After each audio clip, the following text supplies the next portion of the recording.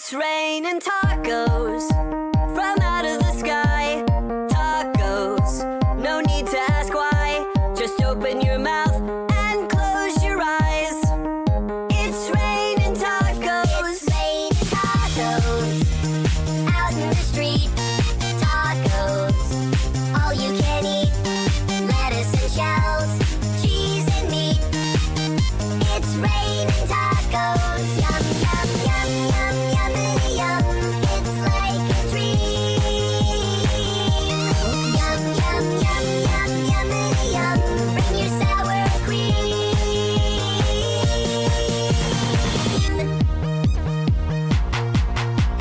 Shell, meat, lettuce, cheese.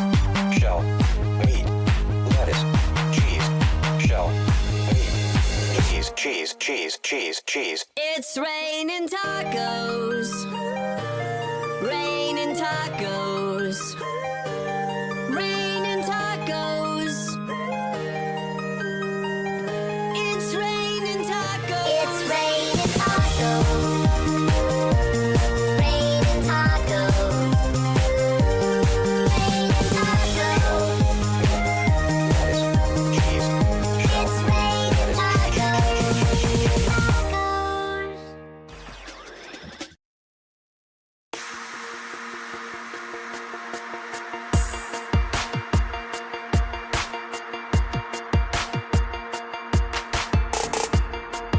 Hello there.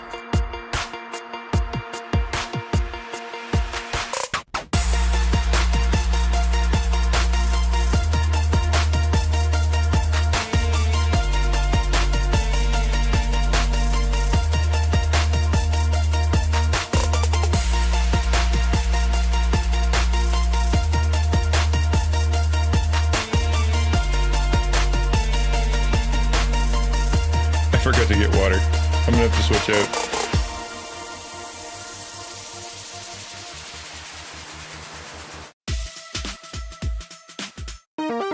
Let's hear that again. It's raining tacos from out of the sky. Tacos, no need to ask why.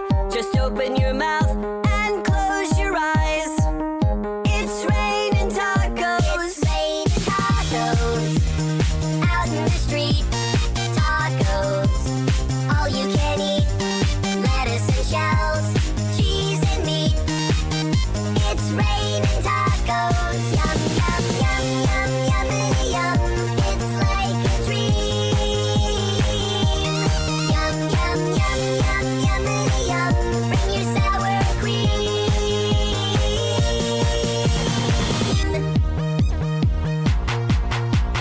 Shell, meat, lettuce, cheese. Shell, meat, lettuce, cheese. Shell, meat, cheese, cheese, cheese, cheese. It's raining tacos. Raining tacos. Raining tacos. It's raining tacos. It's raining tacos. Raining tacos. Raining tacos. Lettuce, cheese. It's raining tacos. Tacos.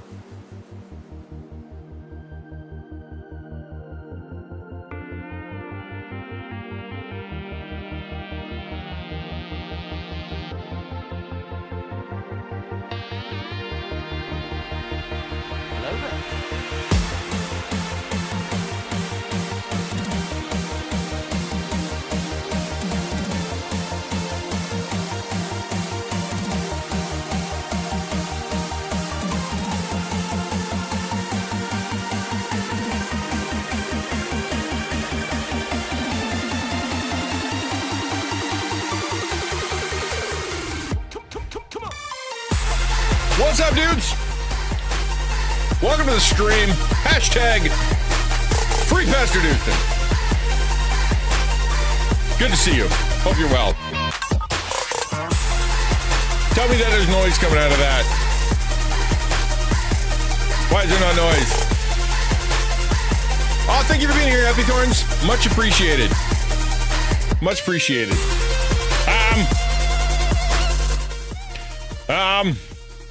Did that work? Why? There we go. That'll probably work. Just make sure that it does. One thing. Subscriber tier 1. Do we got noises? I hear it, kinda. That needs to be much louder. There we go. That's better. Yeah, that's the one. I've been fixing. I've been repairing things, and so this is. I just wanted it to work. Now I can hear the alerts and stuff. Okay, so welcome. I'm glad you guys are here. Today we're going to be looking at a few things, starting with. I think we're going to start with just an update on the bot situation. Maybe, especially being Taco Tuesday. What is the deal? What can we do about it? That kind of thing. We talked about it a ton yesterday. If you're curious, I turned it up a little bit. Thank you. If you're curious, we'll do a little bit of a run through. But if you want like a bit more of a breakdown, well, sort of. I was all over the place yesterday, but still, we talked about it yesterday. So let's do that. That's what we're gonna do first. Is talk about those things. There you go, far side. And there we go. Oh, so close. Almost nailed it.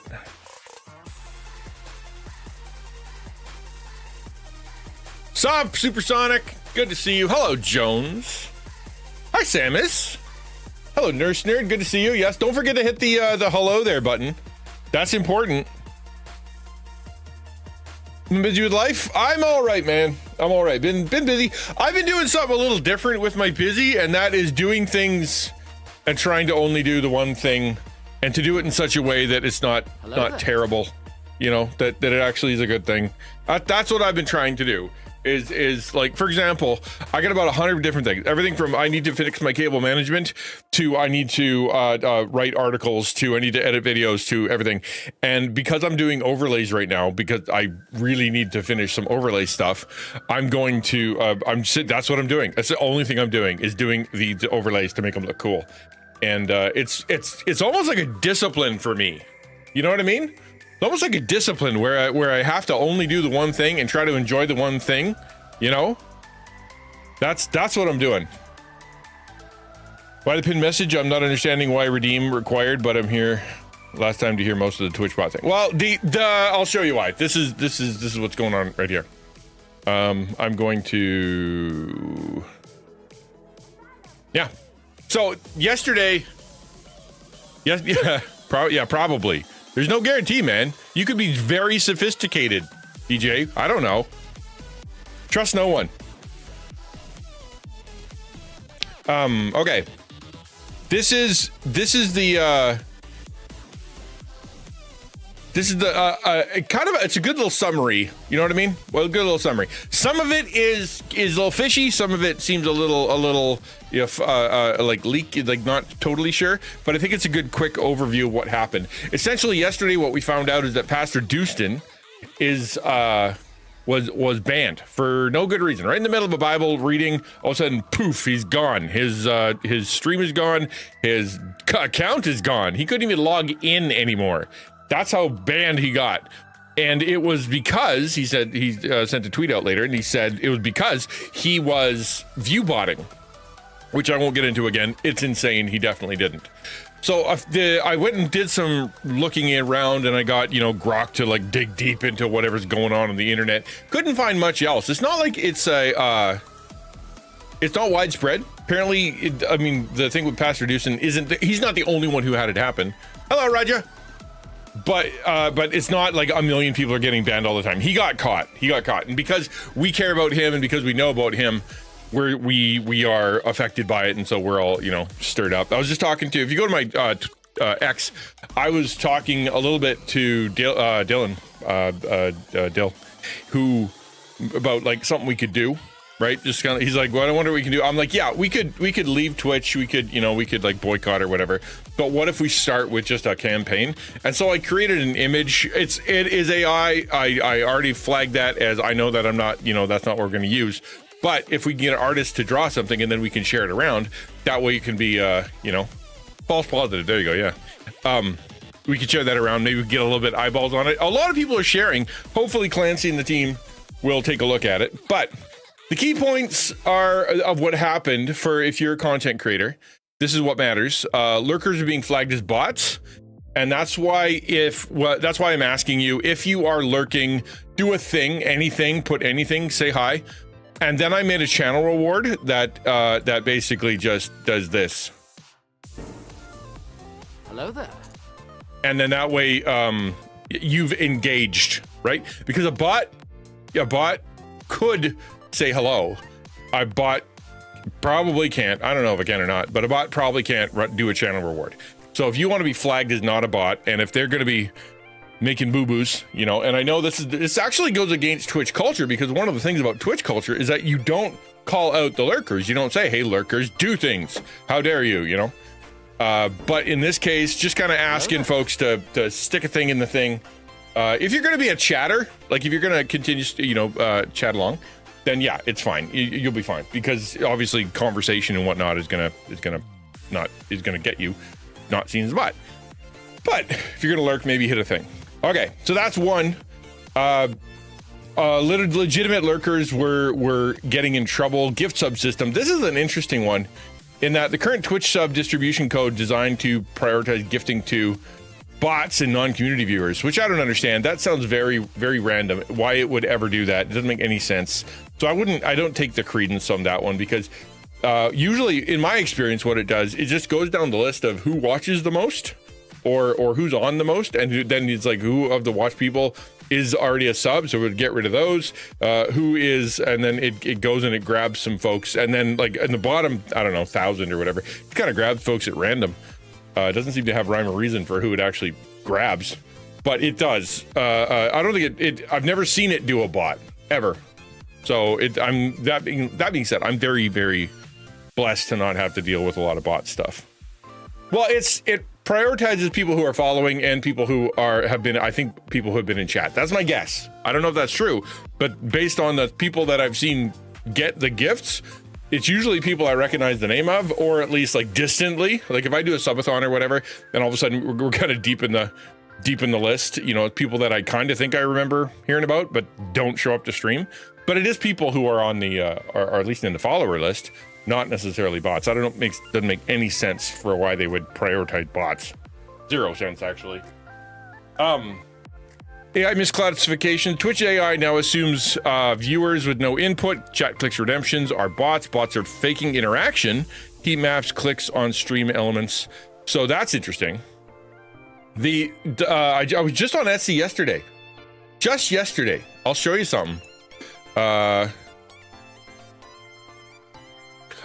shopping for cool stuff for the new overlays. I'm really excited, you guys. I've done so much work on this new overlay setup.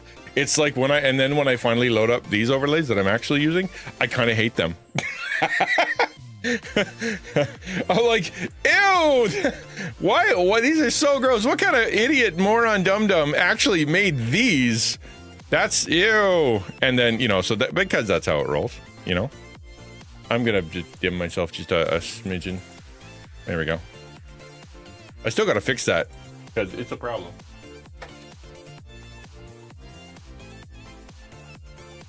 Yeah, so check this out. By 1K viewers Twitch. There's still, like, I found this yet. Yeah, this is exactly what I found. By 1,000 viewers on Twitch. Look, see, I'm gonna get that. That looks so cool. Hello there. Anyway, that's for another day. Hi there. But yeah, you can still go to apparently go to Etsy. This, I think is gonna get. We should report this. We're gonna report it right now. Problem with my order. Use it intellectual properly. I don't think it meets Etsy's policies. It's pornographic. No. Hate, threat, promotes violence, dangerous, hazardous, violating specific law or regulation. That one. Selling, you're buying followers is against Twitch's US. But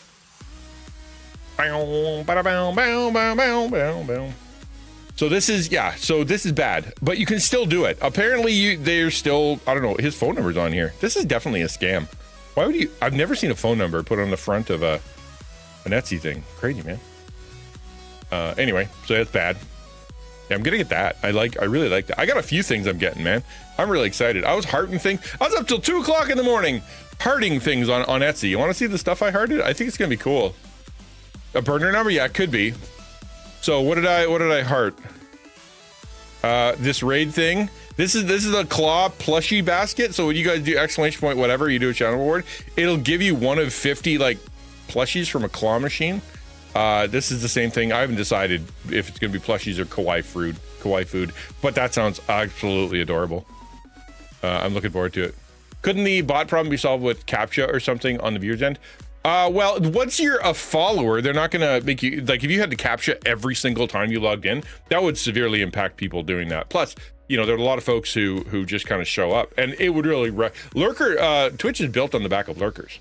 That's just the way it is. It's not the chatters are great, but they're way more lurkers than chatters.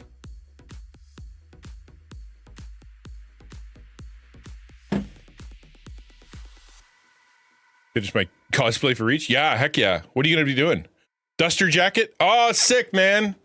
I'm looking forward to that. Okay, so and then yeah, hype train stuff, and then I got a taco command, and then I'm getting, yeah, I've got stuff going on, man. I'm excited. But anyway, that's for another day. Probably not till September. Maybe even later, because it's taking a really long time. Yeah, so I don't think they're incentivizing. That sounds wrong to me, but what do I know? Just they want you to make sure that you click on do something in chat. That's all. If you want to help your streamer, do something in chat. Hello. Anything, right? Anything. It doesn't really matter. Just say a thing, you know. It's I don't know why it says many streamers are already seeing a 50 to 60% drop off in view counts, because that would assume that 50% of the people are bots, which or something. That one doesn't make sense to me either.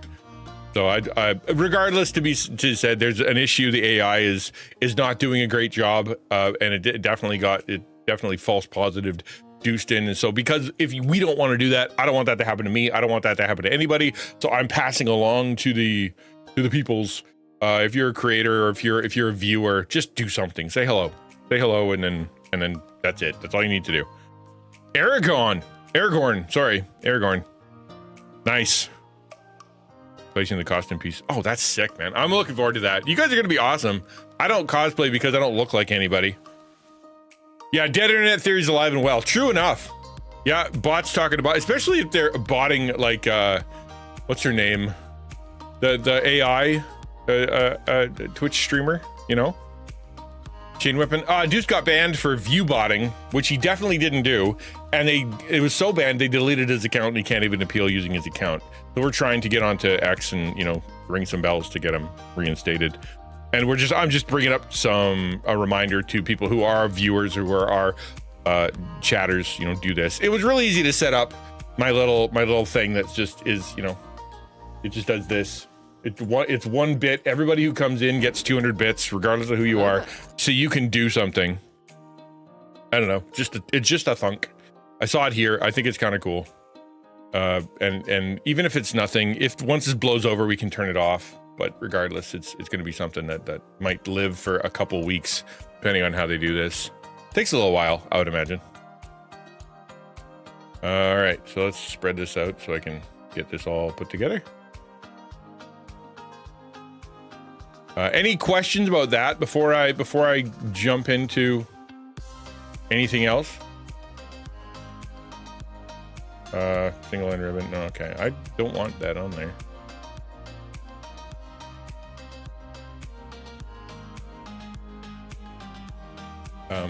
Can an account be reinstated, or does he have to start over? Well, it's not deleted.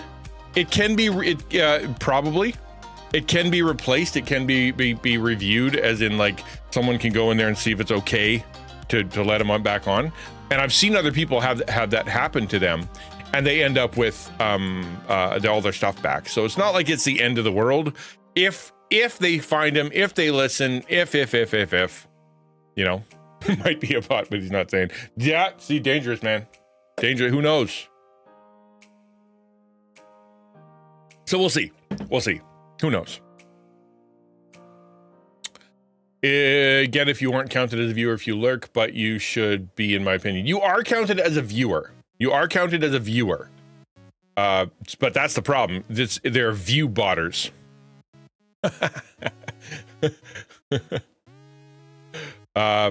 Who create views. So you are counted as a viewer, but are you a real viewer? That's the question. If they're cracking down on view bots, how do you draw the line carefully and properly? One would assume through the history, you know, who they are, what they do, you know, who the things like that, who they watch. But then, you know, I don't know. That's the hard part. And even drawing the line, how do you ensure people don't just ride the edge of the line close as they can? We don't care about people who are riding the edge of the line and only ever lurk. We don't care about them. What we care about is fake views, and that affects everybody. And it affects everybody because Twitch is trying to get more ad revenue. Twitch is trying to make money. Twitch can't make money if the advertisers find out that half the people on Twitch aren't real people. Right? If they're like, well, we're not paying to advertise to anybody. We're paying to advertise to bots, which is the same thing that if you have these inflated numbers on whatever website or whatever, you know, YouTube thing, it doesn't help. And once the advertisers find out, they pull out because they, you know, even today, Twitch and YouTube are still not, you know, it's like there are a lot of companies who don't think that they're legitimate and they still want TV and radio. And so if you're trying to sell this as, you know, you should definitely come here and give us your money, it's harder to do if you get caught where all your viewers are pretend, because that makes Twitch look like they're fraudulent. And so it affects us because if Twitch gets in trouble and Twitch can't get advertisers, then they have less incentive to keep us around. Less incentive to like Amazon has less incentive to keep Twitch around. Because now it's a liability. Now it's an issue. Now they're getting in trouble. And so, you know what? It's at what point is it not worth it for them to keep us around? And then they kind of go, forget this noise. And then they just get rid of it. And I wouldn't blame them. If I found out that, like, say you were running a Minecraft server, right? And you got it to up to 1,000 people. And you're like, okay, I got 1,000 people on my Minecraft server. That's pretty cool. I'm going to start selling like I don't know, loot boxes, or I'm gonna, you know, sell a pass to the special VIP or some jazz, right? You're like, I have enough now, I can start making some money off of this thing. And so you start figuring out how to monetize your Minecraft thing, and you're like, okay, and then you put it out there, and you're like 1% conversion, and you're like, what happened there? Like, what? I got 10 people or whatever. Like, what happened? And you find out that that 600 or 500 of the Minecraft players are not real Minecraft players. They're just standing there, right? And then they'd move forward, but they're not actually Minecrafting. And when you go look into your actual server and you see just like a sea of Minecraft guys just standing there and just taking one step forward every, you know, like just to keep themselves from going AFK, you'd be like, this is stupid. Why am I spending the money on this? Why am I putting this out there? What is the point of this thing? Is it even worth it? How do I get rid of these guys? And then if you ask somebody who's an advertiser, like say to come in and to pay for this thing, or you get a benefactor, or you get donors, and they come in and they're like, wow, 1,000 people, that's pretty rad. Let's take a look. And they're like, oh, and they come into the Minecraft and just see a sea of bots standing there. They're going to be like, you're scamming us. We are not giving you money. We're not giving you donations. We're going to blacklist you because you're a scammer and you didn't know it was happening and you didn't control it. That's the danger. That's the danger. Yes, an army of creepy Minecraft people. How much of the Minecraft viewership is inflated? 10%, 70%? That's the hard part. They're trying to figure it out, but apparently the number's not small. Risk your Twitch then at the same time, but better. Well, they can't ignore the issue because they are trying to make money off of it. And like I said, if they get caught, they're going to be in even more trouble. What if real viewers are the friends we meet along the way. They are. That's what they are. Yes, that is the real viewers. But the plan today, we're gonna talk about. We're gonna kind of do a quick review of the previous. Well, let's get that over there. Yesterday's little talk we did about. I don't know. You guys know what NEETs are? If you watch Isekai, you know what a NEET is. My main question: viewers are at risk of being deleted if they are lurking in AFK for hours. Yeah. Yes, they are. I would say the answer is yes. If you set up a lurk, say, because you can do this. There are like things in Chrome, and there are, you can get stuff for like Raspberry Pi or whatever. It just automatically lurks on people's streams. Like it'll lurk and then it'll go to another stream, and you basically just get passed around the raid train, or you can schedule it and it'll show up on this stream and look for it. Show up on this stream and look for it. There are things you can do like that, and in your mind, you're helping your streamer, right? You want to help them. You want to give them a view. You're a real person. Maybe you're not watching, but you want to help. That is, I mean, you're technically a one-person bot, right? And a one-person bot, according to the advertisers, is a liability. That is a problem, because that one-person bot isn't watching the ads, isn't seeing anything that those guys are paying for. Even if I do like a live, hey, look at, I just got myself some Rogue, you guys should totally drink it. They're not seeing any of that because they're not even there. It's just you're a one-person bot. So yeah, I would say that they're going to, and they need to crack down on fake follows, fake views, right? And I would say that the people who are lurking using their one-person bot system should probably get their wrist slapped too, because as much as they're trying to do it to be nice, they're technically, I would say they're technically breaking TOS. And because you're supposed to be logging in and lurking, as in watching, listening, like a radio program. Like a TV show that's on the wall, like something.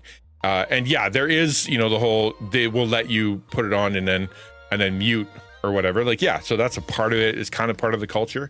But at the same time, if you never watch the person, if you're never there and you never listen, you never watch an ad, you never pay attention, you never contribute to chat, and they're always on mute, are you a viewer? Should you be counted? Well, the way that I'm doing it, when it comes to safe, is that when you show up, you say something in chat, and then you use the little command, and then that way, when it goes through the list of people who said stuff, you're in it, right? After X hours, I'm not counted as a viewer unless I'm active in chat. I don't know. That's beyond my understanding. I really don't know. I do know that once you raid to another person, like if it says, equals raid, then you're not considered a viewer. Tell me if I'm wrong. But this is my understanding. And that is that if you go to a raid and you are raided out, that doesn't count towards the streamer's actual views.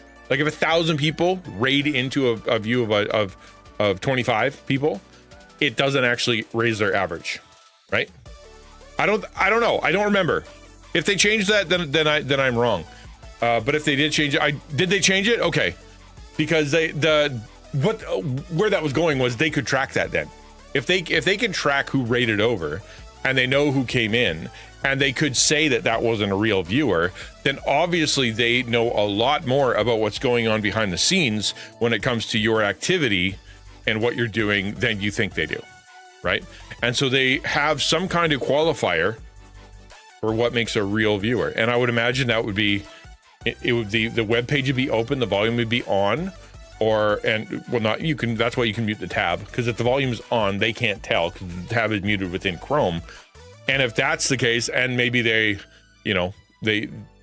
say something in chat or their IP is live or something, they would be able to figure that out. My average usually drops when I'm rated. Does it? Okay. All right. Interesting. Used to be that you had to refresh your browser. Yeah, it changes URL. Exactly. Crispy says, ad revenue is the original sin of the internet, is the thought I've heard. Pollutes all content with unreadable junk. Encourages bots. If you could convince the public to pay 1 cent per page or stream view or scroll down, be much better internet. I agree with that. Anything these days anyway, you can mimic anything with a bot, especially if you have even a cheap AI. It can get around that stuff.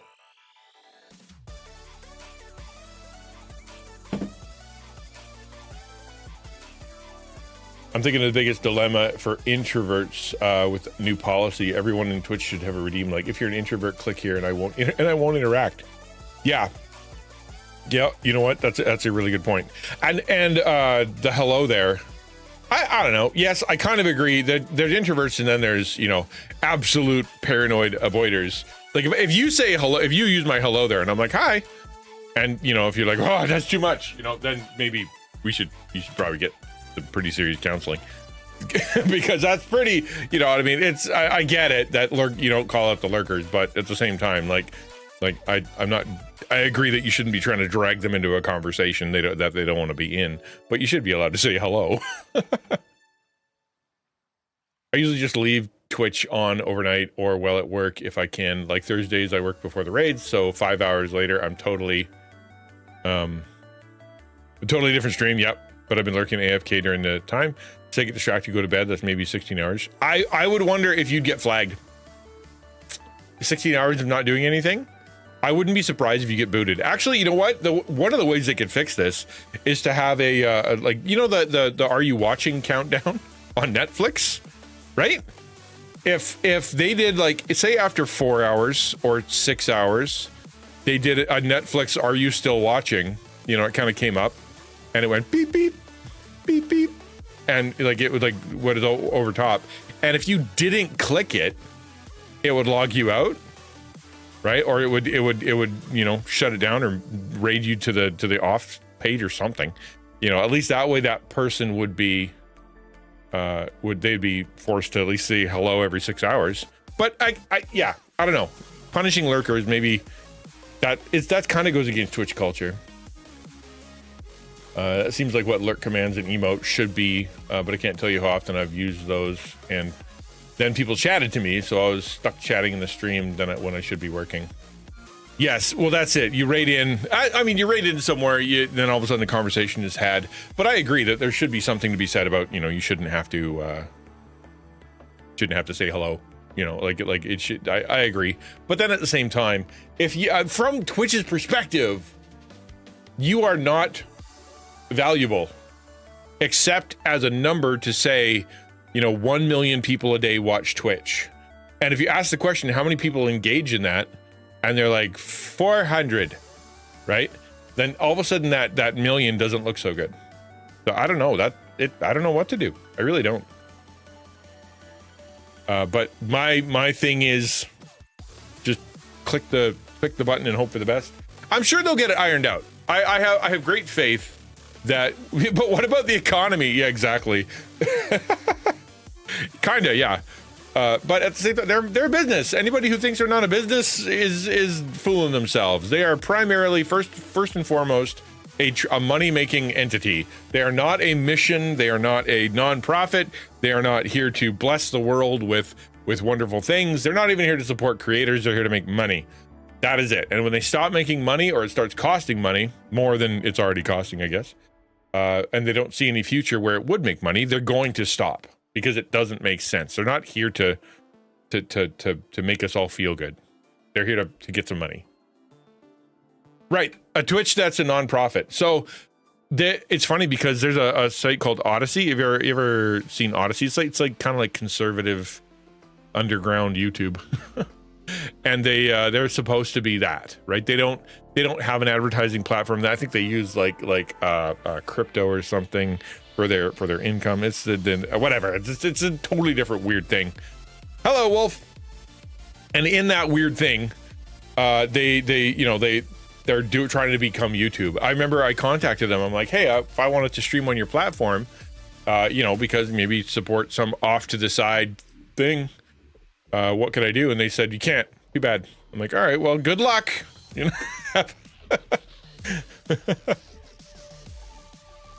Hello, Ferric. As long as the solution to real viewers' problems never is allow access to your PC camera for verification. Yeah, no kidding, right? Yeah. Allow your Alexa to say hello, and it listens to see if you're in the room. Yeah, same IP. That would actually kind of work in an evil way. I agree that the worst part of Twitch's ad platform is most of the ads you have no control over what it shows, and it may go against your values and brand. Oh yeah, for sure. I can't tell you how many times I've been on a Christian stream and saw a video for booze, gambling, and a horror movie. Right? Like, just straight up. I think the best thing they have is the ads that show up in the upper right hand above. Still shows the ad, but now you don't miss what the streamer's doing. Then again, ad doesn't get the sub money. Well, they get half of it. They get half the sub money. When it slides over, like anybody who's watching on browser right now, every now and again, the whole screen shifts and then like an ad shows up, or the whole screen shifts up and then an ad shows up. That's really good because it's not invasive, and they were experimenting with that. Can they show an ad but not interrupt the stream? Because as soon as you interrupt the stream, it's kind of like it breaks the spell. I don't know if you've ever seen what they try to do through TikTok and YouTube Shorts and Instagram or whatever. They've worked on finding an algorithm that uses sort of Pavlovian logic to be able to affirm you at random so that you get a little hit of dopamine and you keep scrolling, and there's always something a little bit more interesting a few scrolls away, and you're like, oh, that was interesting enough. I will do 10 more scrolls. Okay, at 9, it's pretty good. I'll do 10 more scrolls. And so therefore it's designed to keep you on there. But as soon as an ad pops on there, as soon as something like invasive happens, you get a phone call or whatever, the spell is broken.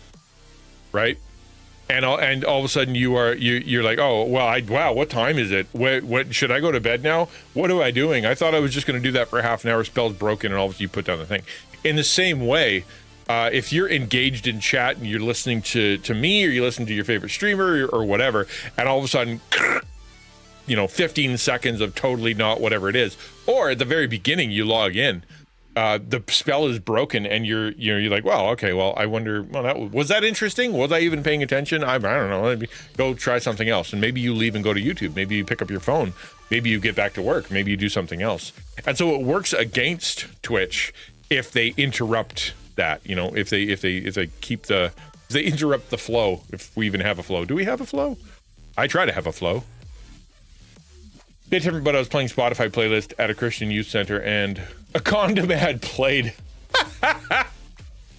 Bummer. Yeah, if you're gonna play public stuff, pay for the not ad free. Jones is right. It's worth it. Reverse the polarity of the neutron flow. Fix the Heisenberg compensators before something bad happens. Yeah.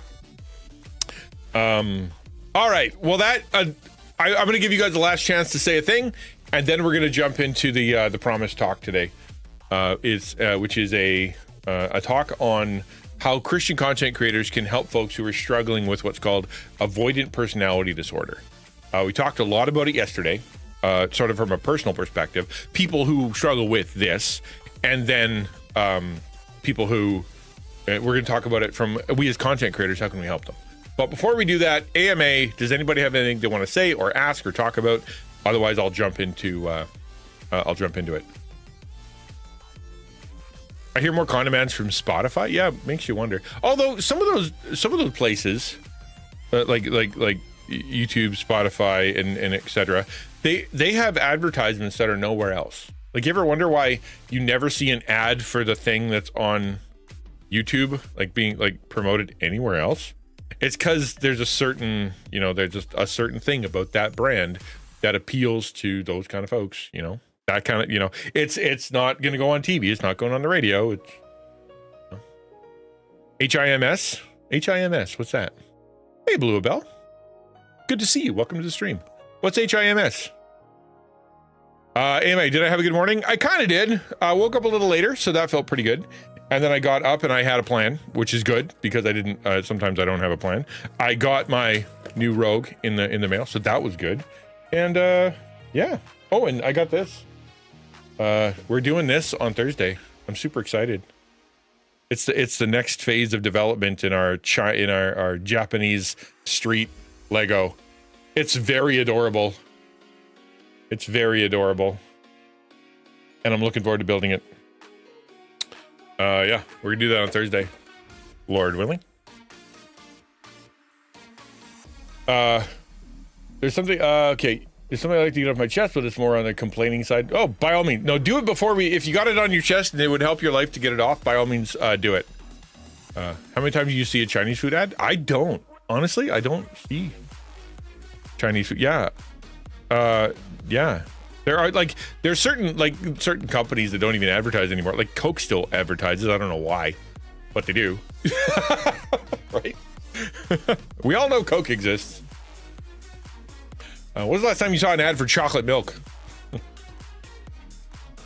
Star Blue says, AMA. I lost someone in my life several years ago. Okay, we're going to go to just chatting since this sounds like it could be a bit of a combo. I lost someone in my life several years ago. They weren't Christian. I find it difficult to think of them in hell for all eternity. Not at all that I find hell unbelievable, but that I'd be in heaven with Jesus, while my friend would be suffering for eternity. It's hard for me to think I'll enjoy heaven knowing that. Maybe I don't understand it great. I'm an amateur in the faith. But knowing how that person lived and passed, who they were as a person, it's difficult to enjoy. It's difficult to think I'd enjoy heaven. Yeah, that's understandable. Chocolate milk is doing fine. Yeah, I can't remember what comedian said that, but yeah, I think yeah, Nick DeGrasse, Nick something. So the answer, yeah. So to the question I have, or the answer that I would have, is here's a few ways to kind of look at this. Number one is you don't know the end of that person's life. You know what happened. You don't know where they are. That's one thing. Number two, if you believe that God is just, right? We believe as Christians God is just. God doesn't make mistakes. God doesn't make oopsie doopsies.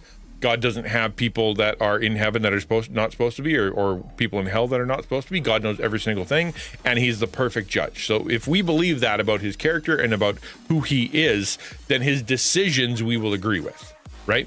It's kind of like if you look at a situation from the outside and you're like, wow, that's super unfair. I can't believe they'd say that. I can't believe they'd do that. That's insane. And then you learn more about the situation, like the news kind of updates, or you hear from the other side of the story or whatever, and you're like, oh, okay, that makes more sense. Then I understand why that reaction, or why that person got in trouble, or why whatever happened. And because of that new information that you've been given, you're suddenly like, okay, that makes sense why that happened. I thought this, and I saw this situation, and I thought that about this person. It made no sense to me, but now knowing all the information, now it makes more sense. So I think that would be part of it too, right? So we trust God. We know what's going on. We don't know where he's at. And if and when we knew this situation, and we knew the information from God at the end, we would kind of go, yeah, that makes sense. Okay, I agree with you as well. Third thing is we believe in perfect justice, right? So when we get to heaven, and when everybody stands before the judgment seat of Christ, there'll be no one who has a surprise, and nobody who is treated in such a way that they won't feel like they deserved it. The sinners themselves will self-condemn. They will stand before the judge, who is God, or Judge Jesus, or Jesus is the advocate. It's a whole Trinity thing. Give me a break, And you will, and as they are shown their life, or shown their what's going on, at the end of it, when they're like, okay, so why, I'm not saying this is scriptural, but like, why should I let you into heaven? Why should you be with me in eternity? Why should you be on the new heavens and the new earth? If your answer isn't because Jesus died on the cross for my sins, rose again, conquered death, and has invited me to let that be the propitiation for my sins, so that we can have redemption in his name, so that he took the punishment for me. That's the only reason why I do not deserve this, but Jesus said it was okay. And then the judge goes, okay, Jesus, thumbs up, and then Jesus goes, thumbs up, and then off you go. But the ones who don't have that, who don't say that, who never at any point, right, said, Jesus, I'd like to be saved, I admit my sin and I need you in my life, we'll look at the judge, And the judge will go, why should I let you into heaven? Why should you be with me for eternity? Why should I allow you go, to go in?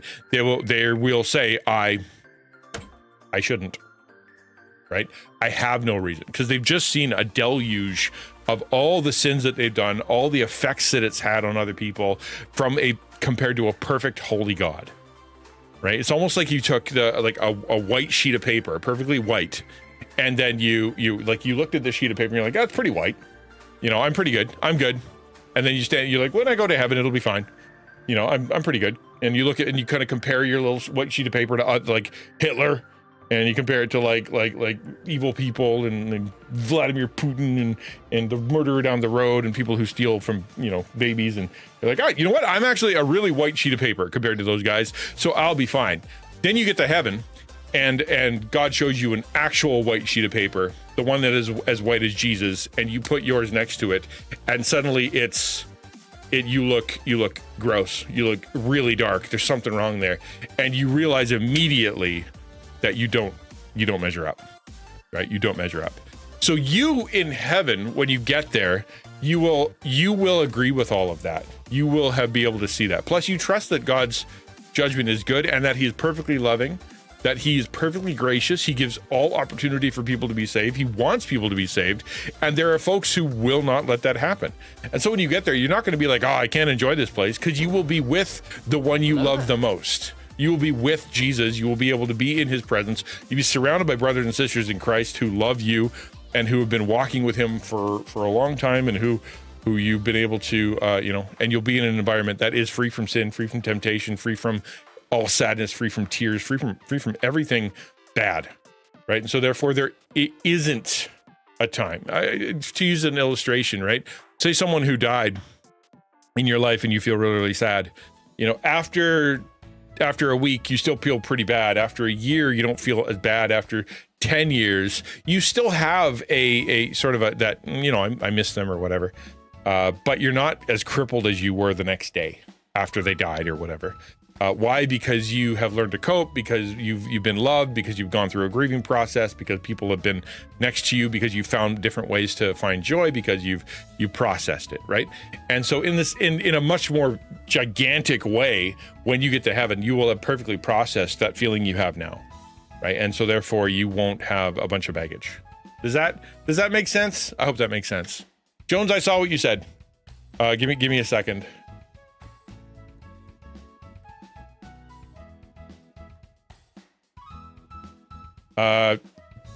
Jones says, I woke up pretty irritated. One of my good friends kind of just dismissed a statement I made. Someone posted a video about an interview where this guy believes in transhumanism, and trans people are the kickstart of going that way. Okay. The video is making fun of the interview. I comment, do we need to bring C.S. Lewis in here? And my very Catholic friend dismissed the comment saying, C.S. Lewis is a perverter of Christianity. So I'm disappointed and pretty upset by it. I haven't responded. Yeah. I mean, what's the subject? We're salvation and poopy online people. We're all over the place, Jake. You're trying to catch a surfboard that's mid-surf. So I apologize. Yeah, so Jones, the way that I always process that stuff is to think, what kind of day is that person having? Why would they post that? Were they trying to be funny? Right? Maybe they were trying to be funny. Maybe they were trying to be ironic. Maybe they were just kind of joshing with me because, we're friends. Or maybe they're an absolute brick wall of stupidity that cannot listen to reason. Maybe they are so steeped and enamored by lies and themselves and their own intelligence and their own wisdom and whatever, that they actually can't see past the end of their nose, and therefore anybody who tries to interject anything the only defense can be that they must be stupid, they must be horrible, and therefore we can't have a conversation. For some people who don't have a lot of brains, or people who don't have a lot of humility, the only solution they have sometimes is to say everybody else is stupid except me. And everybody I agree with is smart, and everybody I don't agree with is stupid, so I don't need to listen to them because they're obviously stupid. And so that way you don't have to even listen to their argument. So if that person is one of those people, either they're trying to, kind of josh with you, which you said you're not, or they're the kind of person who is just an unchangeable bigot, then you're hitting a wall anyway. There's no point in making a comment. And third, if it is someone who is so hardcore on the fact that like if they're like C.S. Lewis, 0%, nothing valuable, how dare you kind of thing, is you're not gonna be able to have a conversation with that person. There's no point. I decided a long time ago I am not having internet arguments anymore, because there's no point. They're not listening. They only want to talk. They only want to be seen. They only want to win. They don't want to learn. They don't want to discuss. They don't want to find a mutual kind of common ground. They just want to win, and they're using you for entertainment so they can feel smarter, better, or whatever because of their pitiful little life as they sit at home. Don't engage. You don't need to engage. And it sounds like from that person, if that's what they're going to come up with, they're not willing to listen to anything, right? They're not going to listen to anything. So there's nothing you can say. Just let it go. I'm a little behind in chat. Give me a second to catch up. I've learned that God will protect us from pain, fear, crying, death, etc. In heaven, we will not remember people who were not saved. I don't know about that. It sounds bitter, hard to understand, but God will keep our minds, I don't know the word, on him instead of worry and sadness. Well, we won't have the sin, sarks, the flesh to pull us away, right? The things that cause us the most problems are desires that are out of control. And one of those desires that's out of control is that you want comfort from things that are either impossible or bad for you. And so therefore you hurt yourself, you hurt others, you deny God, you push away, because this fleshly argument inside of you is like, if I just had that person, if I just had that substance, if I just had that environment, if I just had that money, if I just had something, I would be better, right? In heaven, you're not going to have that argument. You're not going to have that argument, right? Because your being, your desires are going to be attuned to perfection. And so you're not going to be seeking, the only way I can be happy is if that person is there. You're going to be saying, I can be happy because the most important being in the universe is there and loves me, and I'm here, right? I don't have a pull away from Jesus anymore. There's nothing that pulls me away from Jesus to make me think that person is going to be able to comfort me better than Jesus. That person's going to be able to love me better than Jesus. That person's going to be able to make me feel better than Jesus. You know what I mean? That's not going to be happening in heaven. Hey, Ostro. I am currently the Christian Missionary Alliance. Hey, Jamie.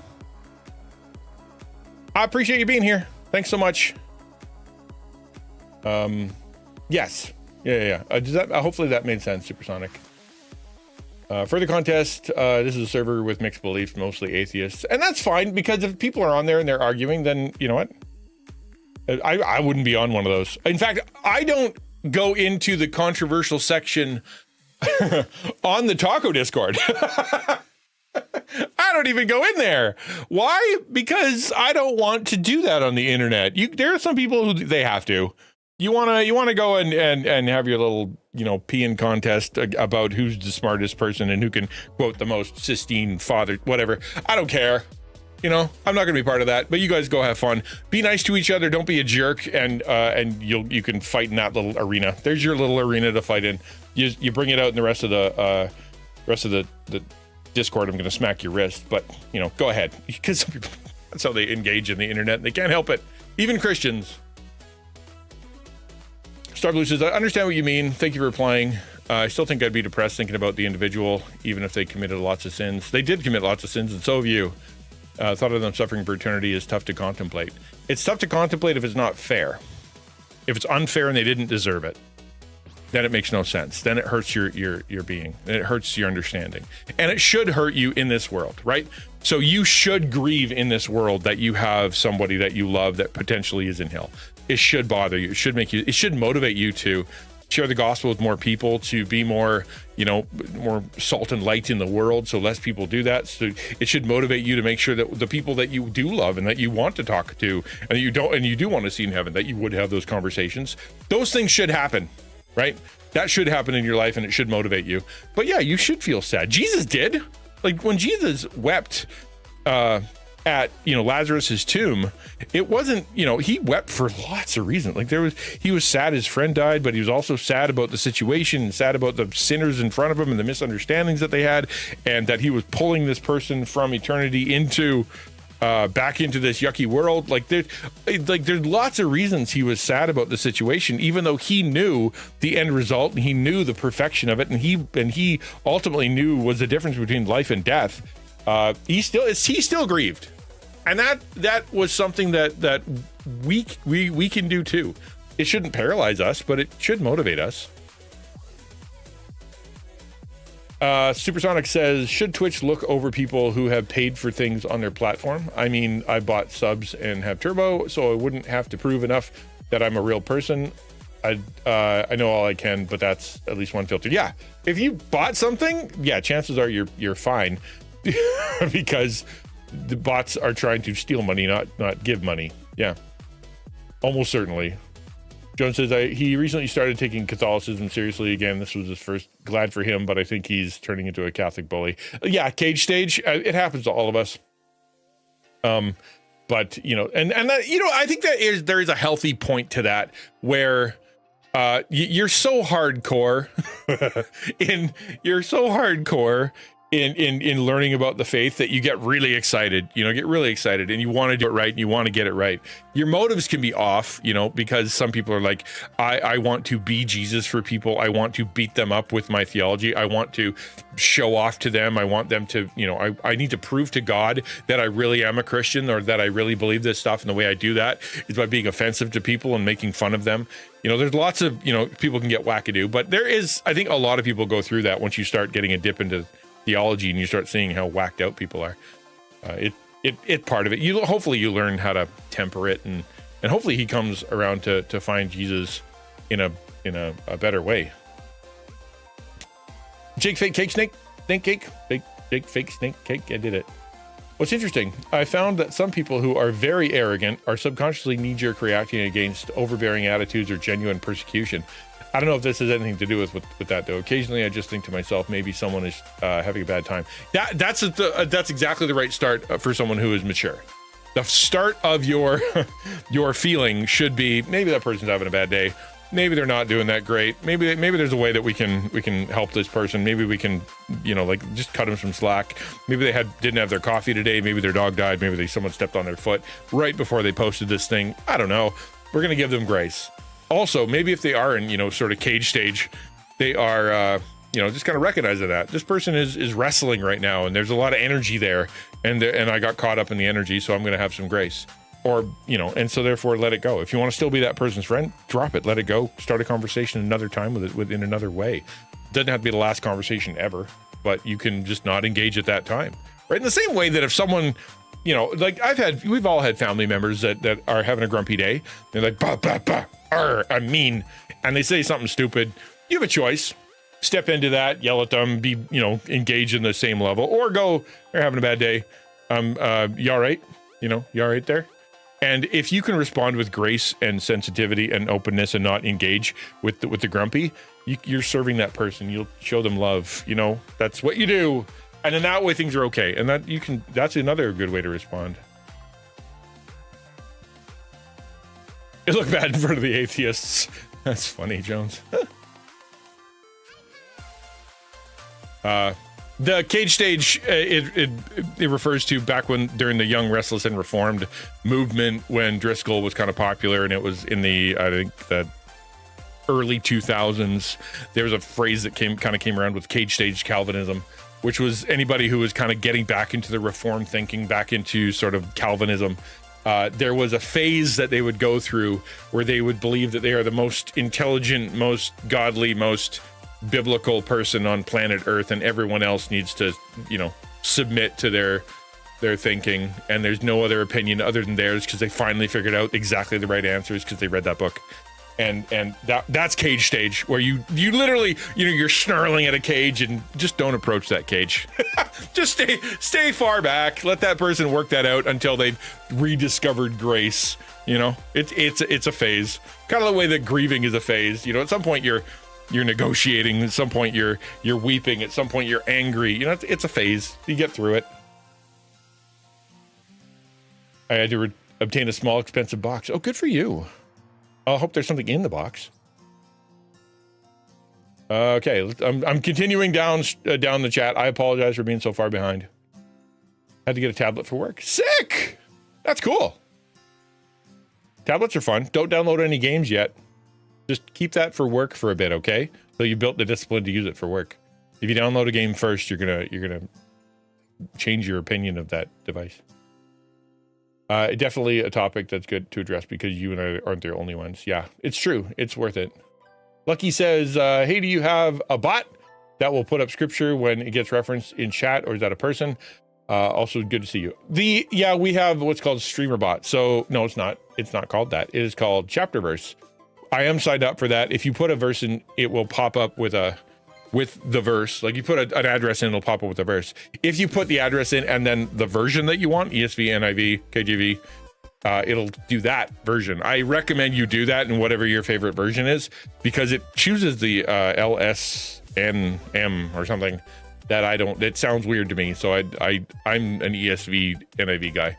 So it just sounds weird. So whatever your favorite one is, put that in at the end, and then it'll switch it to that. Or am I a bot? Or I don't know. Are you? You tell me.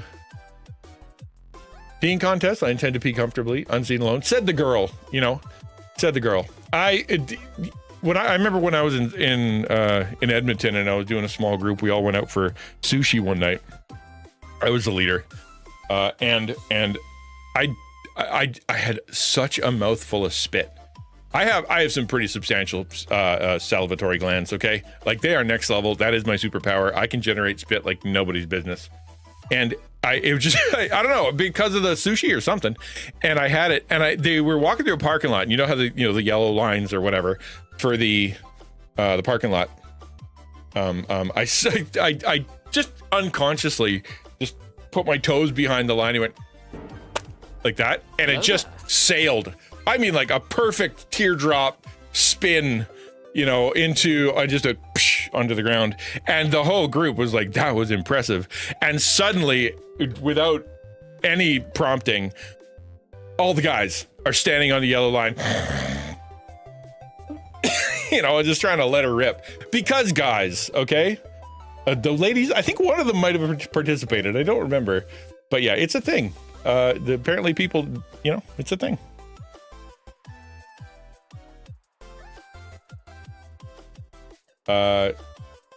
Do not be excessively righteous. Do not be overly wise. Why should you make yourself desolate? Yeah, don't be a jerk. Yep. Sam said, I heard a guy bring up the non-Christian and said that Catholics look the same as Protestants to him, so he's not interested. An excuse, of course, but what do you think about demons fighting? Wow. Oh, I'm like, what? About what? A demon, they can fight. Let them fight. You mean denominations? Okay. Yeah. I don't know how far. I'm pretty far back in chat. I apologize. So what do I think of denominations fighting? One side, they need to. Okay, you need to have denominations in this world because they are, it's human necessary for people. The Bible, Paul says at some point, there must be divisions among you. That way you'll know who's right and who's wrong. It's just going to happen. And that's okay. The Christians will divide. But the question is, when you divide, how do you do it? Is there grace there? Can you see each other as brothers and sisters? Can you still work together? Just the way it is, right? Even Paul and Barnabas had a split at one point. They were still missionaries. They were still saved. They were still whatever. They just didn't know what to do with Mark. And then, eventually they got back together. Like, it's not a terrible thing that there are denominations out there. A lot of denominations are based on language and culture, right? You have the German Baptists and the Swedish Baptists, and you have the Russian Orthodox. You got all kinds of different cultures and languages, and that's okay. That division is perfectly fine. You get a Spanish churches and they have a Spanish denomination, fine. Now others are traditional because of their culture. They come from a certain country, they come from a certain place, they come from a certain history. Others are theological. They have a certain we're locked into this theology, and anybody who's part of our denomination needs to believe that. And for some people, that's a very loose theology. and for some people, it's a very stringent one. I mean, going all the way down to you need to believe this about the end times, and that's just the way it is. Like that's what they've decided is really important to them when it comes to joining their church, joining their denominations. Other denominations are a result of splits. Because somebody got their, underwear in a twist, and they were refused to untwist it. They refused to go through the process of reconciliation. So they took their ball and they said they were going to go play somewhere else, and they created a denomination. A lot of individual churches, a lot of non-denominational churches are planted that way, not because they are sent, not because there are missionaries out there or agencies that were sending them. It's because someone got mad and didn't want to submit to another Christian leader, and so they planted something. It happens. What do I think of it? I think there's lots of really healthy reasons to have denominations. When it comes to the fighting among them, right? Of fighting between them, there are good fights and there are bad fights, right? A good fight is one where you're fighting for the faith, biblical faith, right? Where it really is. This is between right and wrong. This is a Jesus issue. This is a God issue. You're worshiping the wrong God. You are worshiping a Jesus that you made up yourself. You need correction. You need to be talked to. You need something that you're wrong, and you need to be brought into correction, right? And you see that in like all the way through Scripture, where Paul is like, "Listen, guys." At one point, he's like, "I will come and I will shut you down. I will curse the snot out of you people. You need to get this right." It's that serious. You got to get these things right, and that's a good fight. You should have that fight. I've had two denominations in the past when I was with two different Baptist denominations, both fighting about LGBT, what to do about that. In the last denomination I was in, Baptist, you had a segment. There was a third that were like, we should, gay marriage is good, and gay pastors are good, and gay elders are good, and everything, anybody do whatever. And then there was a third that were in the same denomination that were like, no, the Bible says you can't do that. This is the qualification of an elder, and this is the qualification of a pastor, and you can't, shouldn't be able to marry. You can't marry, LGBTQ, because that's not how that works in the Bible. And these two people were at odds. And then there was a mushy third in the middle that didn't know what to do with themselves and didn't really seem to care.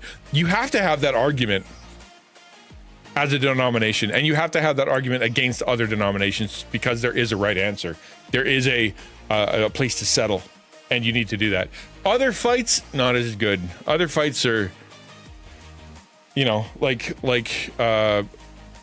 for example, infant baptism versus believer's baptism, right? Both are very well defended in Scripture. There's no way to settle that one, right? So you should be able to be brothers and sisters depending on chain weapon. You should be able to not fight with them. So, but as we were just talking about, there's some people who get their underwear in a real twist, and that's their identity, is fighting. I can't tell you how many churches I've been to that all they talk about is creation versus evolution. That's the only thing they care about. They don't talk about the gospel. They don't serve other people. They don't care for each other. They don't have small groups. God help you. They only talk about creation versus evolution. Some of them only talk about the end times. When let's fight about pre, mid, post, blah. Like that. That's all they talk about, because for them, that's their entire identity. It is not humble submission and loving other people and trying to bring them along. It is just this is my thing, and if you disagree with me, I'm going to step on you, because they're prideful, or they're lost, or they're something. And then you add in the last thing. What else do I think about denominations fighting? Remember, the church is the most important organization on planet Earth. It is the people by which God has chosen to save the world, to serve the world, to point people at Him, to be able to change everything. He chooses to work through the church. Therefore, the enemy of our souls hates the church, and is doing everything possible to be able to shut it down, make it miserable, make them fight with each other, make them powerless, get them distracted, and it works very, very well for a lot of people.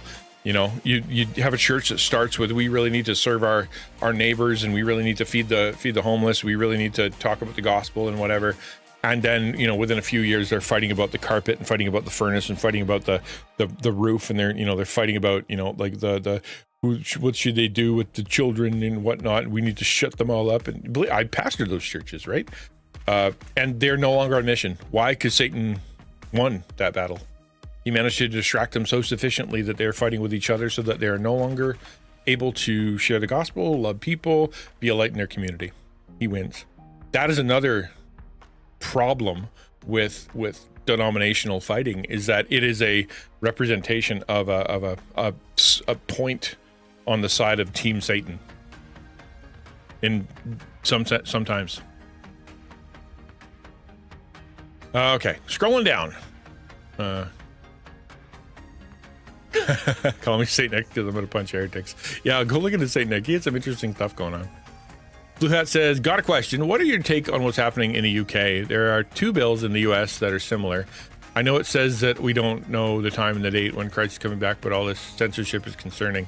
Give me more details, Blue Hat. Which one are you talking about and what's actually happening? Because I don't really follow that stuff. I don't pick fights with Episcopalians. Alcohol always escalate things. Hey, man. Yeah, nobody ever started a fight with Welch's grape juice. We have a church next to us that has a gay pastor, so I do not believe that is even possible. Well, it's possible. Is it right or is it wrong? You know, is it scriptural? If it's God's church and it's God's way of doing things, and God's the one that gets to orient how he wants to, because it's his people, his body. If Jesus gets to decide what happens, then we don't have. It doesn't matter how we feel. It doesn't matter what we think about men, women, age, gender, the where they're from, right? Doesn't matter. God chooses, and he's the one who decides what his church is going to look like. There are lots of churches in the past, in New Testament, right, that they were fighting because they were racist. They were fighting because they were sexist. They were fighting because they were ageist. They were fighting because they were classist. You know, like they all kinds of stuff. There's all manner of fighting because people were trying to fit their own, who is actually God's proper person for this, and it must be like me, into God's system. And the answer was no, it's not. There's no, you know, it's very clear that God has opened up the doors to very many people, and he has made it very clear that there are some people that beliefs that are just a no.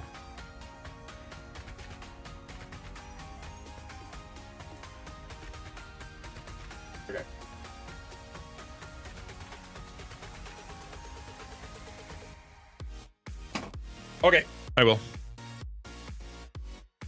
Okay. By the grace of God, our church doesn't fight over stupid stuff like paint or speakers, right? We have to be careful who we appoint to build things, because we'll just vote anything if there's a chance it reaches people with the gospel. Yeah, like who's the gate? Right? That's why you need representatives that are leaders. That's why God appoints elders and deacons and give people different gifts, like the gift of pastoring, the gift of leadership, gift of administration, gift of discernment. That's why he does that, so that you can try to figure out his will and figure out what he's doing, so you can come along with that. Because not all good things are the right things. Sometimes it's a good thing and it's actually a bad thing, right? It's a good thing, but it's not for you. It's for someone else. And if you get distracted doing the good thing, you won't be able to do the great thing that God has called you to do, right? Jake Snake Cake Bake guy says, a gay person such as a lay person, yes, every time someone falls into some sin, they can repent and they come back to God's will. But a gay pastor doesn't sound possible, because the pastor is supposed to be more than in line with God's designs. It depends on what you call gay, right? We're calling something a sin. We can't have leaders embracing them as part of their lifestyle. That's the difference, right? So there are guys out there that have homosexual tendencies, or they have same-sex attraction, and have chosen to submit that to God and go, I'm not going to pursue that. It's not in scripture. Doesn't matter what my feelings are. Doesn't matter how what I want. What matters is what God says. And if he says that's not cool, then I'm not going to do it. In the same way that you have, like pastors who struggle with anger, and they're like, I feel like I should go yell at everybody. And I'm smart enough to be able to do it in such a way that they all get really upset. But God said not to do it that way. I need to be gentle. I need to be more patient, right?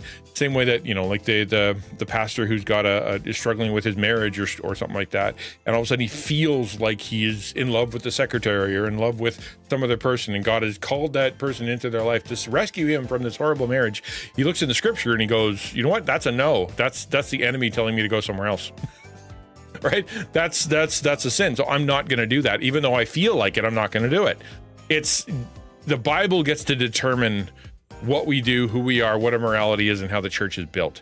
And so therefore your feelings come second, right? They're not part of the system. They're not part of the equation. They're just not the biggest part of the equation.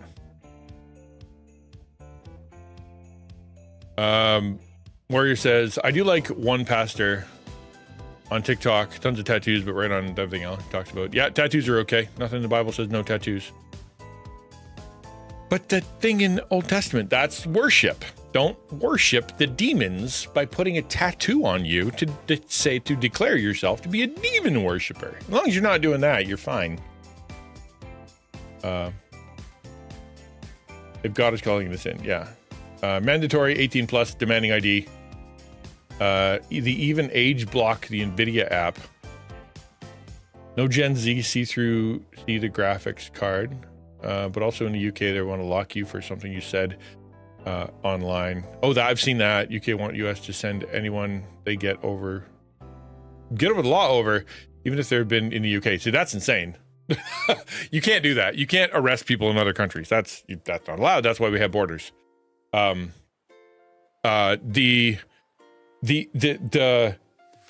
internet is the Wild West, and therefore we do need to have some kind of policing of it. Because what we've learned that there are people who are really bad actors who are going to do horrible stuff that are going to be just the worst, and we need people who are smart enough to, like, we need sheriffs that are able to shut those guys down. We need jail cells to put those bad guys in. We need walls around our town so that people can, the bad guys can't get in. We need that stuff.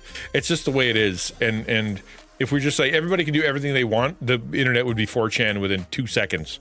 Right? Like, you go to Reddit sometime and it's not fun over there.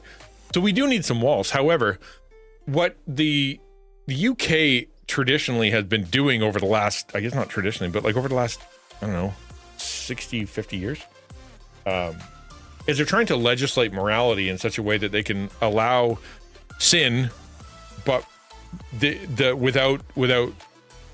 but save people from the consequences of it. Right. So, for example, they won't say no, but they will say that you, if you do this, I don't know. What am I trying to say? Like, for example, they'll let porn on the internet, which is evil and bad because self-expression. But at the same time, they're trying to legislate who can see it and when they can see it and what they're going to see it and who's going to be in it and how they're going to do it and what they're allowed to do. And like porn by definition is sin and dangerous and is breaking people. They're trying to figure out a way that they can make it okay and safe. It's impossible. Like saying this, like trying to make venom safe. Not going to be safe ever, that kind of thing. And so if they're trying to create an internet that is safer, they're trying to go, we want bad stuff on the internet. We can't stop bad stuff on the internet. We'd never say anybody cannot have bad things on the internet, but we're going to try to save people from the consequences thereof. And you just can't do that.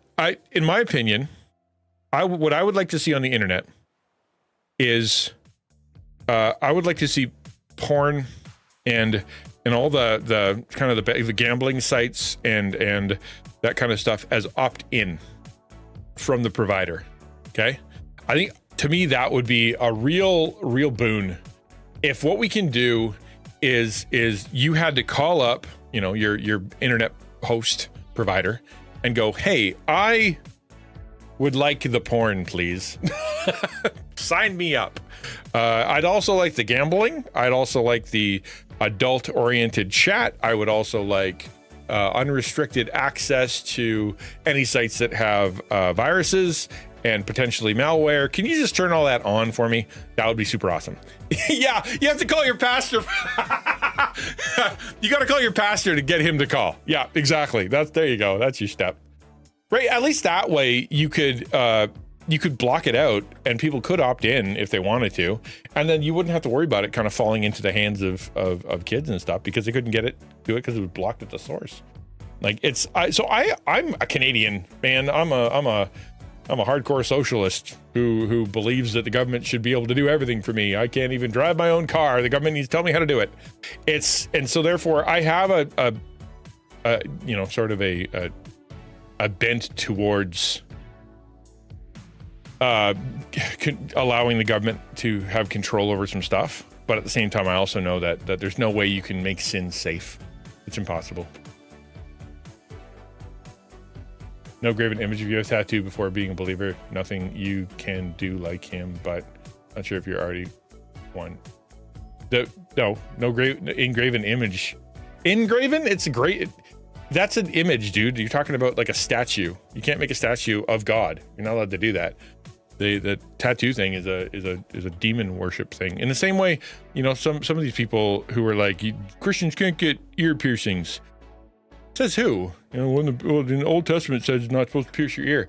No, what it says is you're not allowed to commit yourself completely heart and soul to a demon is what it says. But it also says in New Testament where it talks about how you can symbolically like pierce your ear, it's piercing whatever. It's not your ear, but it's like this is a commitment you're making to Jesus so that you're completely sold out to him, right? That's what you're doing. And so it's not the ear, it's not the piercing. It is the heart behind it and the reason for it. In the same way that the tattoo, it's the heart behind it, the reason for it. That's what matters right now. That's the whole beauty of Jesus making the law, fulfilling the law and the prophets, because he opens up the door for all this stuff, because your conscience is important. It's beyond just here's a list of things you can and can't do, because it doesn't work that way. Yeah. Okay. How's that? That's a bunch of things. Good job, guys, by the way. When I said anybody have an AMA, you guys absolutely did. Okay. Shall we move? If it listed all the things, yeah. I saw somewhere it said something like, if it's not in the Bible, you're not allowed to do it. And I'm like, uh-oh. What am I going to do with my cell phone? Not allowed to use it. Yeah, and the Spanish Inquisition, right? Man, that was bad. And it came out of nowhere. Who could have seen it coming?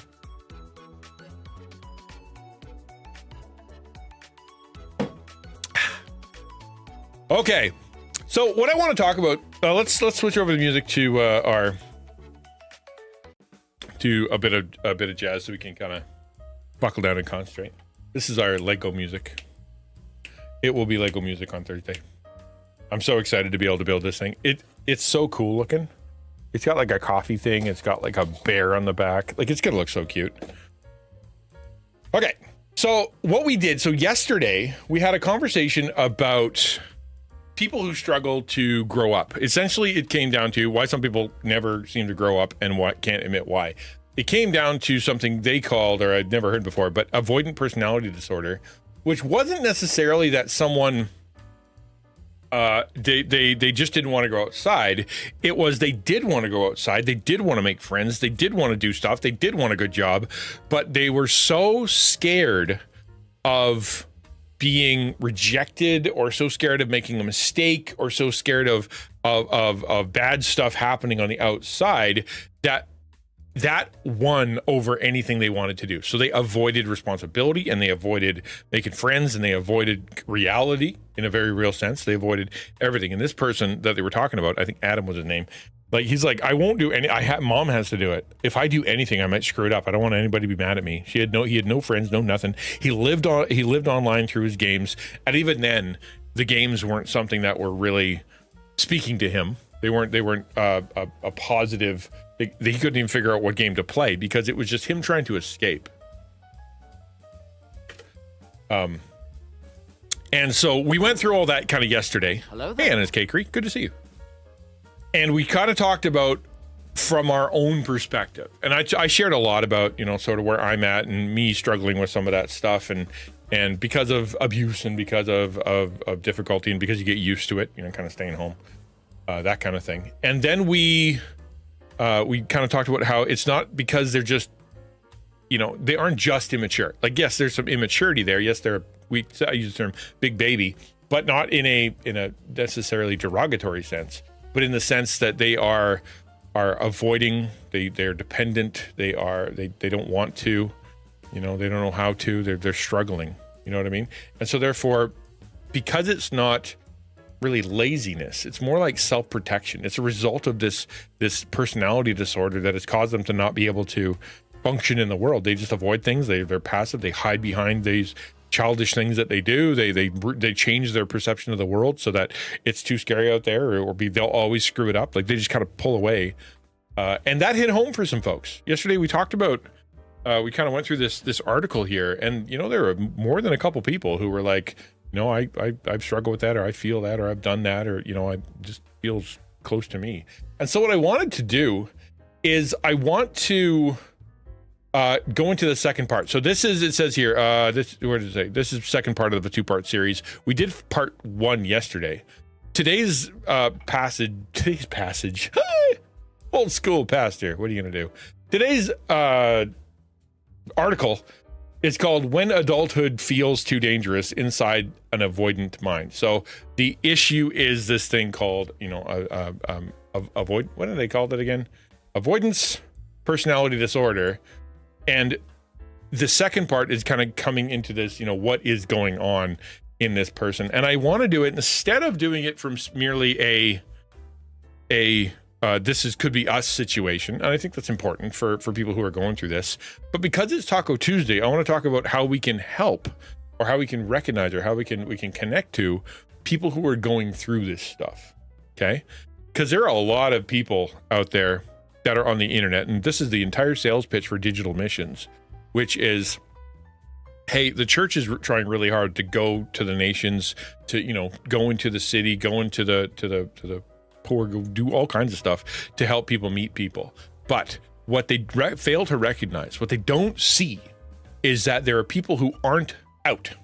They don't go to the coffee shop, and they don't go to the homeless shelter, and they don't go to their psychiatrist, and they don't ever go to church. They don't have friends, like the whole thing is, well, tell your friends about Jesus. They don't have friends. So there's no Venn diagram that overlaps to that person. They're at home.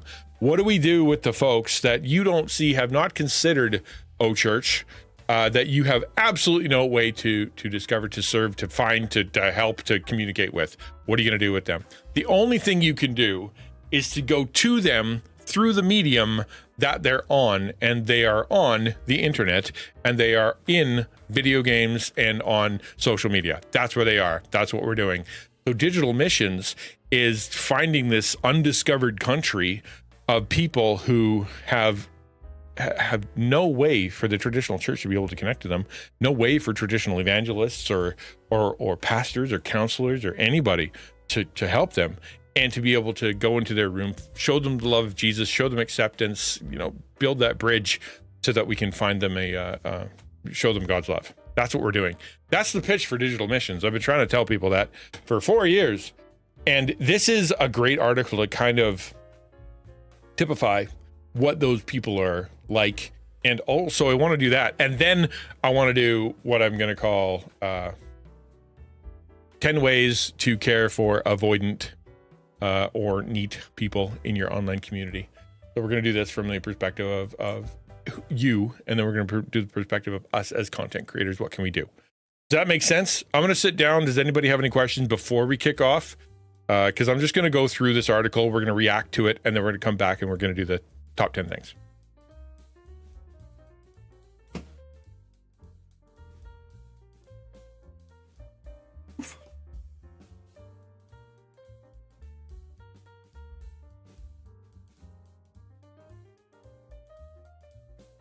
No?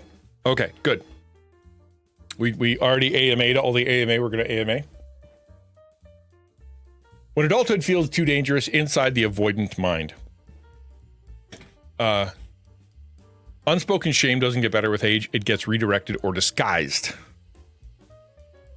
People with avoidant personality disorder may project shame outward to protect against self-exposure. Unspoken shame doesn't fade with time. It evolves into blame, bitterness, and detachment.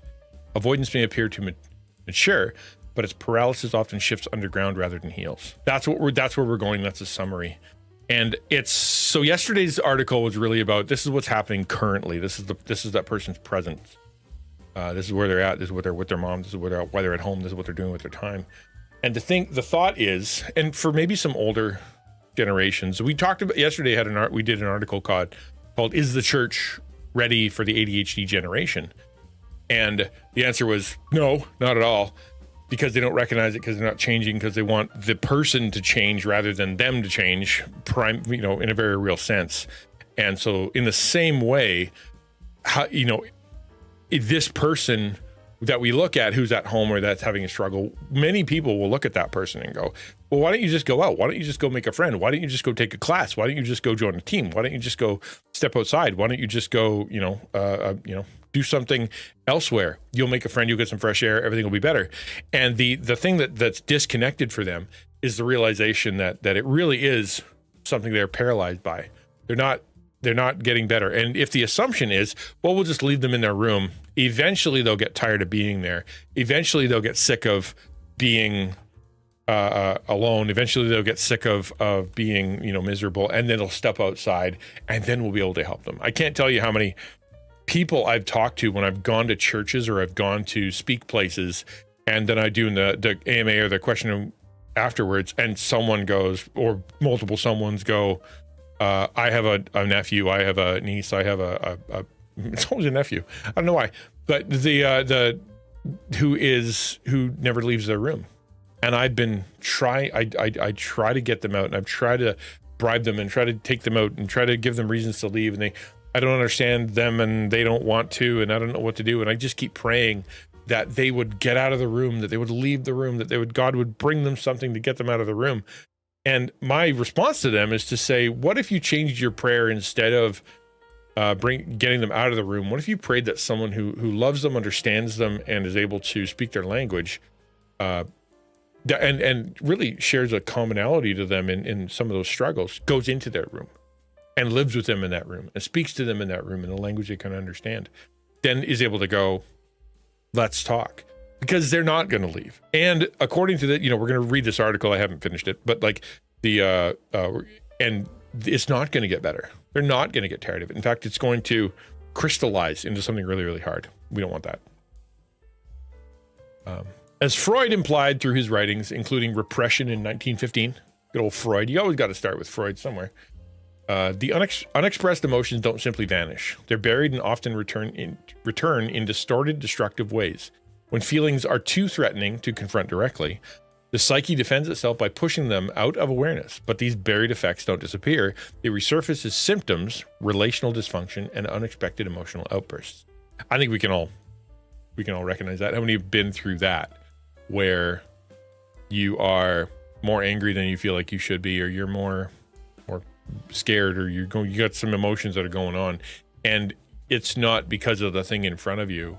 It's something that is happening because of stuff that happened in the past. And you start to recognize that. You're like, I'm realizing now, I'm not mad at you. I'm mad at my mom, who, from 30 years ago. Or I'm not mad at my family. I'm mad at work. I'm not mad at whatever. I'm mad because something bad happened to me and I'm taking it out on people, or, whatever. Or I have an insecurity and it got pushed on and it came out of nowhere. And I thought I'd fought that. I thought I'd put that away, It's the thing that leaps to mind immediately is grief. Christians historically have made sure that we have funerals, that we bring people into funerals, or we have times of grieving, or times of loss, times of lament. When something bad happens, like the church will stop, be like, we're going to spend some time grieving over this, talking about this, walking through this, asking God for help, leaning on each other and trying to figure out, what we're supposed to do together to get through this. Whereas modern society generally just avoids. They don't want to feel it. They don't want to think about it. They don't want to talk about it. So they don't have a funeral, and they do a celebration of life where everybody has to be happy. And then anybody who's going through the grieving process has to be very quiet because if you bring that up, you're just they wouldn't want that. You're just being sour or whatever. And so the assumption is if I just pretend it didn't happen and I just have happy things all the time, it'll be fine. That is not how it works. It will crystallize and become other problems. You will grieve either healthily or unhealthily. And that's what this is talking about. Those feelings, whatever they are, whether it's because you were abused, whether it's because you lost something, whether it's because you were hurt, PTSD stuff, whether it's because you lived with anxiety, it doesn't matter. Whatever your stuff is, it doesn't just go away. It needs to be processed. It needs to be thought through. You need to go through the forgiving, go through the reconciliation, go through the processing, go through the counseling, you got to go through it. And then on the other side of that, once you process that kind of stuff, you have some tools in your toolbox to deal with that when it starts popping up, you can deal with it in a healthy way and have healthy relationships with others. But what if you don't ever see a counselor? What if you never get out of your room? What if you if you live on the internet, the thing about the internet, it only gives you what you ask for, right? If you go and you look through stuff and you the algorithm will just continue to feed you the thing that you like, feed you the thing that you want to watch, feed you the stuff that keeps you watching, whether it makes you angry or makes you sad or makes you laugh or gossip, or it doesn't care. All it cares about is you're watching and it can sell you ads. And so at what point, if you're alone or if you're stuck in that loop, video game, TikTok, bed, at what point does I have some truth, some light come into my life to tell me the truth, to confront me with some reality, tell me that, my thinking is incorrect, and to give me tools to be able to process this in a realistic way so I can be healthier on the other side? You'd have to go look for that. You'd have to find it yourself. And it would have to be something that doesn't just feed your own the assumptions about how you should deal with this, right? It's a diet issue. I can't tell you how many people have psychological issues or trauma issues or whatever that they want to solve using diet. I've known so many, and I was a homeschooler for a long time, and let me tell you, man, the solution to everything was gluten-free, no sugar, and kombucha. That was it. You do that and you're better. Everything will be better. Your kids will be better. Life will be better. Everything will be better, because that's the solution to all things. And they just leaned on that so hard. And that is just not the case. That is not the case. And if you deny there actually is a greater need for something bigger, counseling or medical treatment or something, then you're just hurting that person. So that person who's in their room, it's really hard. So what we do as Christian content creators is we try to create entertainment or interest or a bridge or something that speaks their language. Hey, Star Blue, that gets them interested. That's why I play games. That's why we have a Minecraft server. That's why I do silly stuff. We look at silly pictures. That's why I talk about all kinds of things. Because it's, hopefully it grabs onto somebody who goes, hey, that was interesting enough for them to go, that guy's not just interesting, he's also safe. Oh, he's not just interesting and safe, he's also knowledgeable. He seems to be okay to ask a question to. Oh, he's not just knowledgeable, he's got love. He's not just pooping on on everything I think. He actually cares about cares about me, and he's patient, and that's kind of cool. And I wonder why. Maybe it's because of Jesus. And then, that might take a little while, but that's the plan, right? Just to double check if you're not a bot. Okay, I'm glad. Hello there. Okay. Shadow says, the Lord has been teaching me how to lament and mourn. My hang up was that I didn't feel like I should be truly mournful, grieving, lamenting when I know that God works all things out together for my good. Oh, dude. Yeah. I can't tell you how many people in church that when you say something bad, is happening, they completely deny it. Oh, Christians don't worry. You're like, man, I'm so worried about such and such. And instead of tell me more about that, what's going on in your life, it's Christians don't worry. Jesus said not to worry. You shouldn't worry. In other words, shut up. We don't do that here, right? Or, someone who's grieving, really sad. Have you prayed about that? The joy of the Lord is your strength. You know what I mean? God is good all the time. Let's sing that together for a little while. God is good all the time. Meanwhile, that person is falling apart. And you just want them to shove their emotions into a box so that you don't have to deal with it. It's evil and it's wrong and it's terrible. Yeah.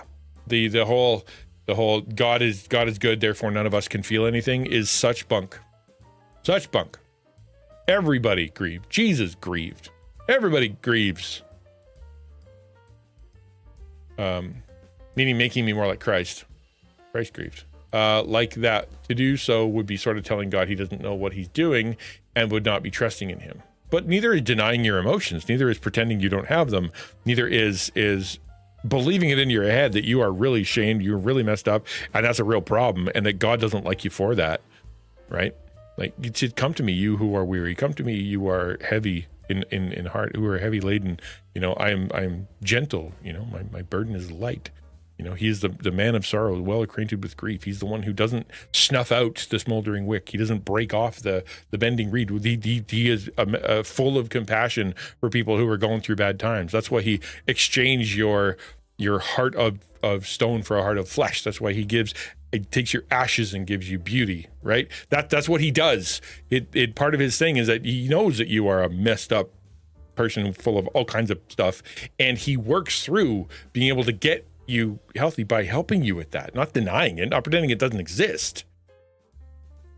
In fact, part of it existing is you desiring God. And he would be, but one of the pastors at church has directed me back to the Psalms to see lamenting, grieving, and mourning there. Yeah, there's a whole book about it, and yeah, a lot of them are. There's some pretty pointed language at God in the Psalms. You know what I mean? Really pointed language. Like God, you are gone and you left me behind and you're not here anymore and you don't even care. You know, Jeremiah, you lied. God, you lied.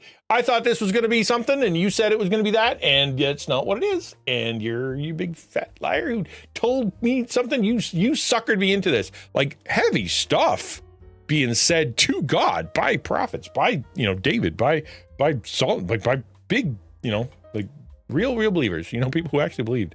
It was, we're not meant to suppress all of our feelings, not by any shot. We are supposed to be talking to God about this stuff. It's okay. We can grieve at our own inability, pain, loss, at the same time trust God. You can do both. Exactly. Warrior says, my friend saw someone in my community that threatened his life. I did get back to this person because he's also a friend, but he did not share much the other day. He went to a mental health institute. You just never know.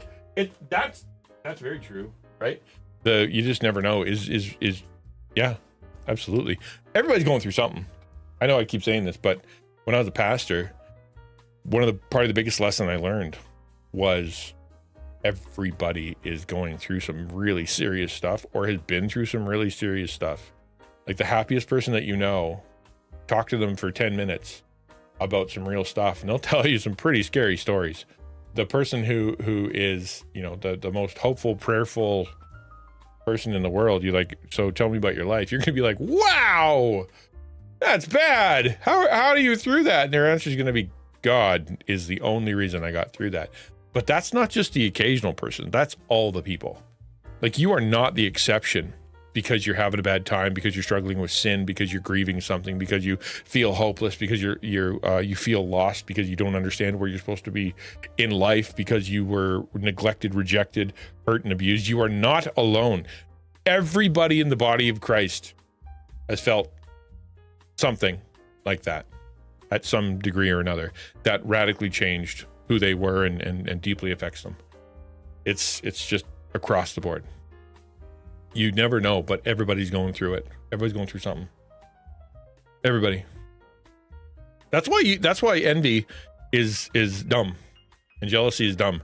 You never know what you're at. If you're like, I want to be that person, you don't know what you're asking for.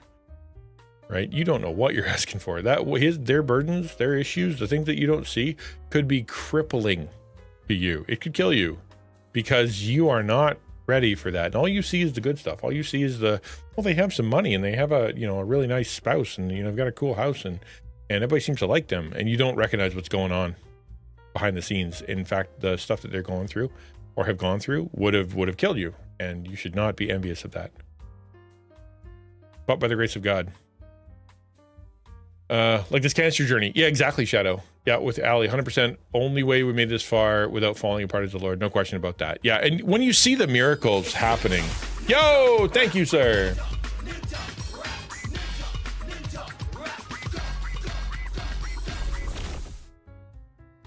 And Shadow, you could probably, hey, thank you, man. I appreciate that. You human. Prove it. Prove it by hitting the button.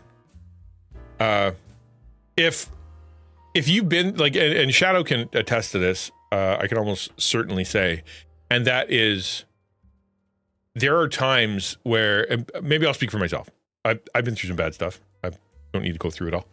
But there are times I will laugh out loud at how bad it is that day, how sad, how miserable, how like just catastrophically awful I feel, and then I get up and I keep moving, and I'm like, wow, this is really terrible. This is super terrible. and there's the peace that passes understanding, the hope that does not fail, faith that is in things that changes everything, right? Gives you perspective, an eternal perspective on stuff, and that the Holy Spirit is real, is present, is there, giving you the fruit of the Spirit: love, joy, peace, patience, kindness, goodness, faithfulness, gentleness, self-control, and also filling you with something that is beyond your comprehension. Then it becomes miraculous in that moment. And if you compare, and I know comparison is dangerous, but if you compare yourself to others and who are going through a similar situation, and I'd imagine, Shadow, you've been doing this long enough, you've probably seen other people, other couples, other women, right, who have gone through what she's going through, or going through something similar, and they're falling apart. Their marriages are falling apart, their lives are falling apart. They become, they're angry, they're bitter, they're selfish, they turn into just the worst person. And the difference is Jesus. That's the difference. It's not because you're not going through bad stuff. It's not because you didn't even think you wanted to do bad stuff, or that she wanted to feel miserable or wanted to, lash out or whatever. It is because God himself is working in your heart. The Holy Spirit is keeping you on the straight and narrow, and he's giving you emotions that are in check because he's good to you. That's the difference, is Jesus, right? I've been told, by multiple people, and I mean real like counselors and psychiatrists and stuff like that, my own doctor, that the stuff that I've gone through would have killed others because they've died. They've seen what I went through, and then they've seen people die from it. And my doctor's really funny, because I'd go in there and things were back when things were really, really bad. And he's like, "How you doing?" And I'm like, "I'm not doing well, honestly. But you know what? I'm here." And and then he checks all my vitals and he's like, "Dang, man, why are you sick?" He's like, "I have people in my practice who are going through 10% of what you're going through, and their body is falling apart, right? Their stomach is wrecked, and they've got headaches, and their cartilage is ruined, and they can't function, and I'm just barely holding them together. And you're going through some insane stuff. How are you not, falling apart?" And my answer is, because Jesus, and literally that's the only reason, is because God himself is holding me together. He is the glue that keeps me together, and that's the truth. Shadow said, like the fact that I have peace in the midst of this all only explains the Lord providing it. It doesn't make any human sense. Yeah, you should be freaking out. You should be turning controlling. You should be yelling at the doctors. You should be, yelling at your wife and saying, "You're not even trying. Why aren't you? You should be doing a special diet. The special diet will do it for you." And panicking because how you're going to leave me and then I'm going to be stuck with like that's what you should be doing. And yet here you are, loving, serving, being open, being sacrificial, trusting, being patient, and asking God and putting it all in God's hands. That's miraculous. Miraculous. God stumped some doctor in a similar way, but with health stuff with me. Yeah. Isn't that funny? Yeah. Duct tape Jesus. Yeah. I say it's more like gravity. You've got this a gravity stone inside of you that your whole body wants to explode, and yet Jesus within has a gravimetric pull that keeps you together. No matter how much pressure there is, no matter how much is going on, you can't expand past the pull that Jesus gives, because he's literally holding you together from the inside out. Doctors have done stress tests on missionaries, and their stress levels sky high for what a normie can handle, right? Yeah, I want my superpower to be that I can touch people on the shoulder, and they can feel the emotional weight of what I've been through, and just to see what happens. That's it's so selfish and stupid and whatever, but that's what I want. I think it'd be for me anyway. It'd be affirming, you know. But yeah, maybe we shouldn't do that. Stress tests for the church media teams look like, yeah, right? Yeah, the one who if they do everything correctly, nobody notices. And if they do one thing wrong, they get turned around and looked at by everybody. What's up? How you doing, Arcone? Good to see you. Hopefully you are well. How are things? We're just talking about an article called "When Adulthood Feels Too Dangerous Inside the Avoidant Mind." And we're just talking about this second phase, and then we're going to jump into what we can do to help them as content creators. Finished up the morning routine. Far out, dude. That's far out, dude. I'm excited. No, it's nice, right? Yeah. What are you going to do when someone imposes their routine upon you? Oof. You're not going to like that.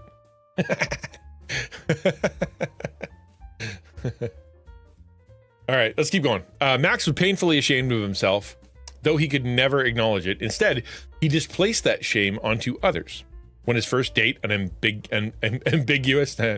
ambitious, supportive young woman showed up for real life, he attacked her for it. I'm going to read that again. What? It means I get a paycheck. Yeah, that is a good compensation. Fair enough. Totally stealing your unbanned Pastor Deuce, and I'm human. Yeah, go for it, man. I'm here to equip. Max was, yeah, hold on. Instead, he displaced his shame onto others. So, in the feeling of shame, when his first date, an ambitious, supportive young woman, showed up in real life, he attacked her for it. Yeah, see, that's not healthy. I'm no psychiatrist or psychologist, but I'm going to say that's not healthy. He punished her for making trip plans, for studying and working hard, for suggesting that they spend time in public. He mocked her aspirations, spread lies about her to his mother, twin brother, and Jenna, the only people he had, and accused her of being difficult when she was the only one making an effort to encourage him out of his room. Yeah, Max sounds like a bit of a jerk, but that's what we're talking about. Yeah, well, it is. We're talking this Psychology Today article is the second part of one yesterday, talking about something called avoidant personality disorder, which essentially, if you've watched anime, is a NEET. It is pre-isekai anybody, right? That person, in most of the isekai, and so this person, right? They've got a lot going on in their heart, and they hate themselves. All right, have a good one, man. Enjoy. Thanks for the raid. They hate themselves, and so you have a choice, right? With anybody, with any emotion that you have against yourself, you have a choice between either turning it inward, turning it outward, or turning it upward. I just came up with that. I'm smart, right? Hello there. Like you're either turn it inward and you beat yourself up and you call yourself miserable, horrible, terrible, whatever, or you turn it outward and you it's everyone else's fault and everybody else is the problem and everybody else should be like me and everybody else is terrible and it's the world's fault. Or you turn it upward and you make it God's fault. God created me this way. God did something horrible. God makes mistakes. The world's horrible. All those things, or maybe you do all three, are just you trying to project or trying to deal with this pain in an unhealthy way. What you can do is you can look inward and you say to yourself, okay, what am I contributing to this? What part of this it really is me? What part of this really is my environment? And what is the truth from God? Right? So you look at this, you know, what is me? Well, I'm choosing not to go outside. I've chosen, yes, it's my issue, but you know, I feel shame. I feel bad, you know, and whatever. And my environment, the people that are around me, I don't have a lot of people that are telling me the other thing. This woman who's in front of me and actually is healthy and is good, she actually is a positive influence, and I really need to be careful. And God did create this world in such a way that I am loved and I have access to supernatural tools, and he he can work miracles, and if I depend on him and I obey him, good things can happen. That's the truth. You know, as you process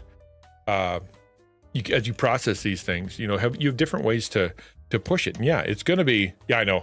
I Jesus juked warrior the opposite way.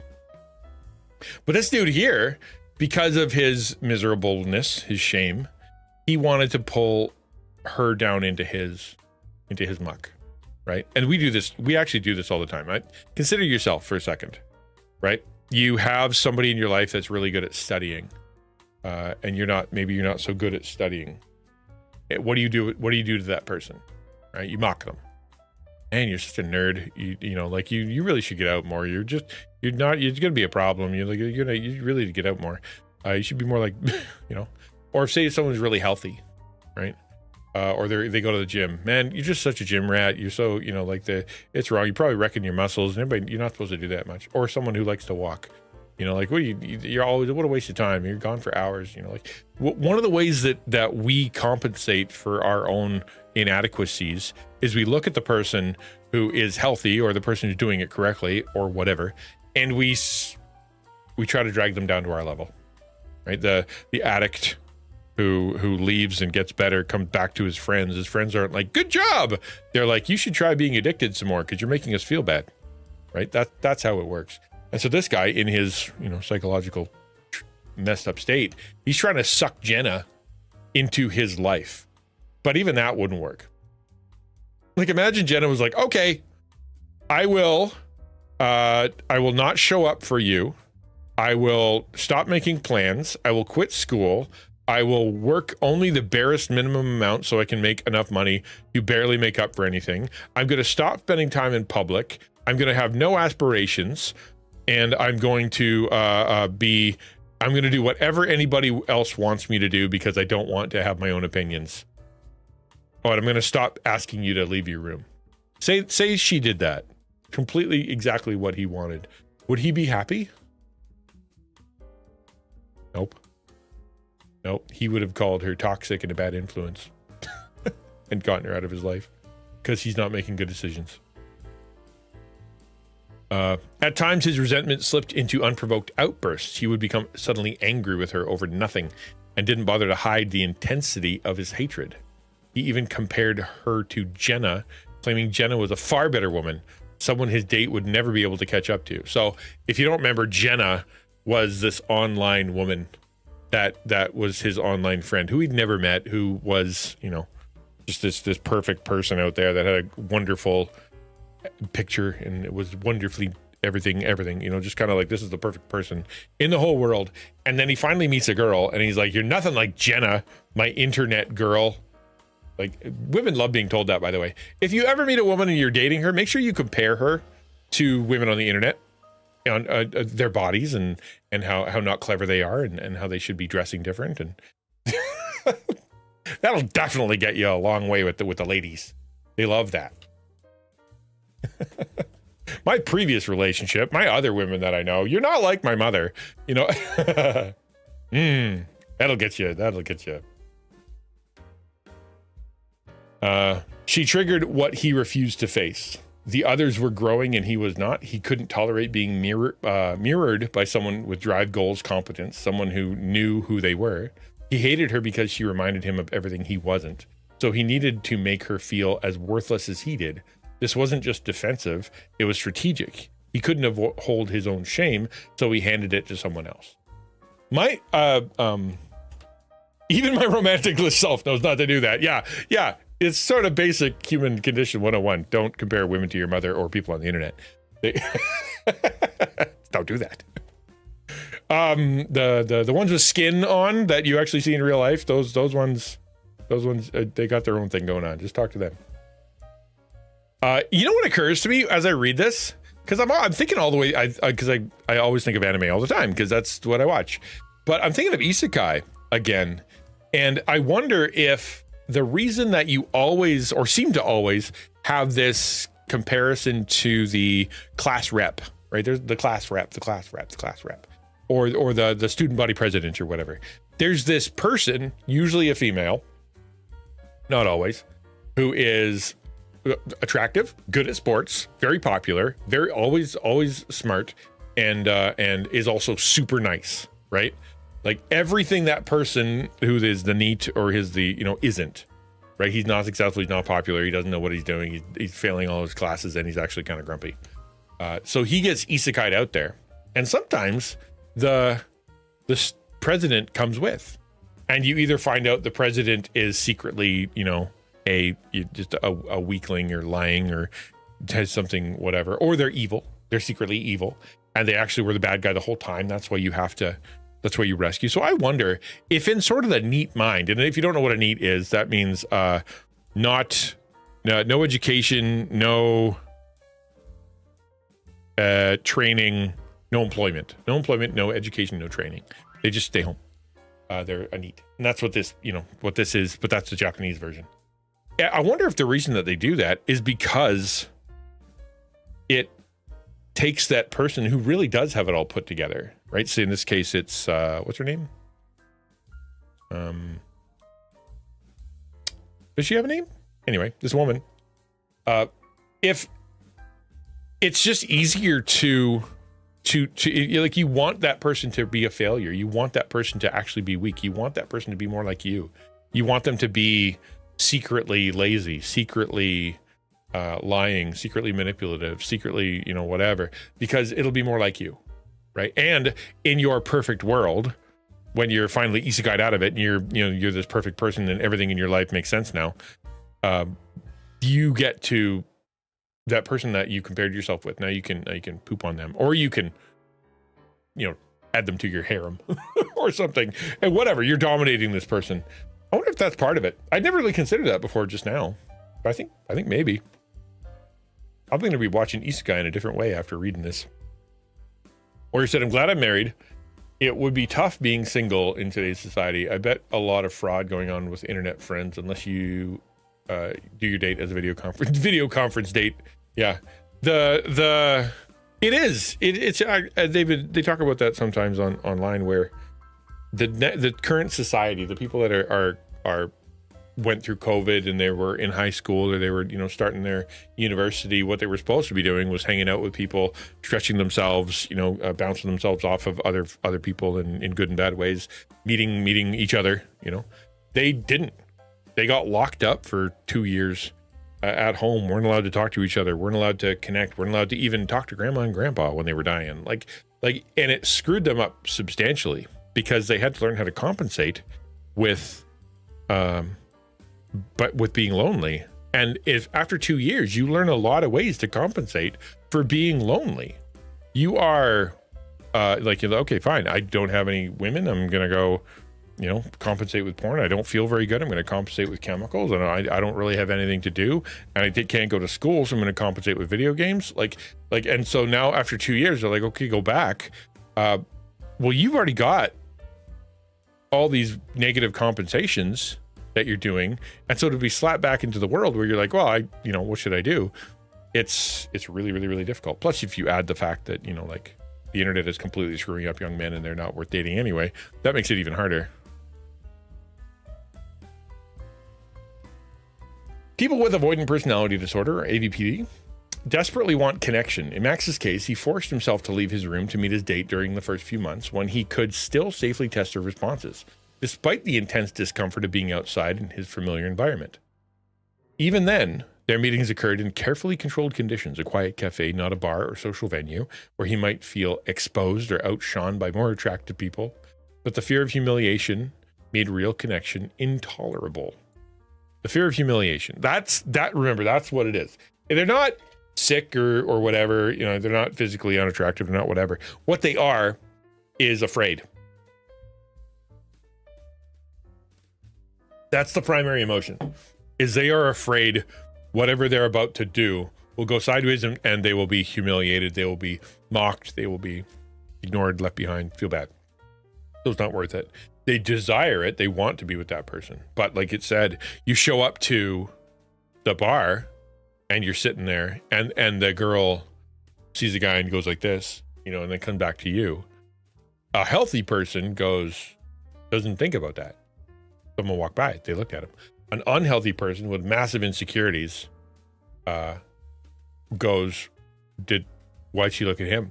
You know, what was he? Well, he's more handsome than I am. He's being on just spiral, right? Then you spiral because it's you're massively projecting all these insecurities upon her, and she needs to be, you know, whatever. So how do you save yourself from that? Well, you'll lock yourself in a box where nobody else is. You know, it's not healthy, and you know, it's amazing that this woman stayed with this guy long enough that he would to even have these discussions. But he must have been holding it together pretty okay for at least a couple months, or they only dated like 6 times. When someone gets close, especially someone confident, competent, and emotionally available, it can unconsciously trigger deep shame. Rather than face it, the avoidant person may project the shame outward by attacking or devaluing the other, mask envy as a contempt, and interpret genuine support as criticism. Hey, look at you. Go, Hannah.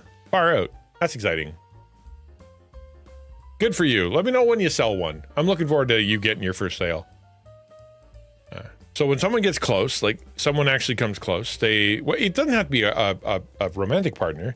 It could be brother that you haven't seen in a while, sister you haven't seen in a while, someone who's in your life, mom, dad, uncle, grandma, grandpa, someone from church, pastor, doesn't matter.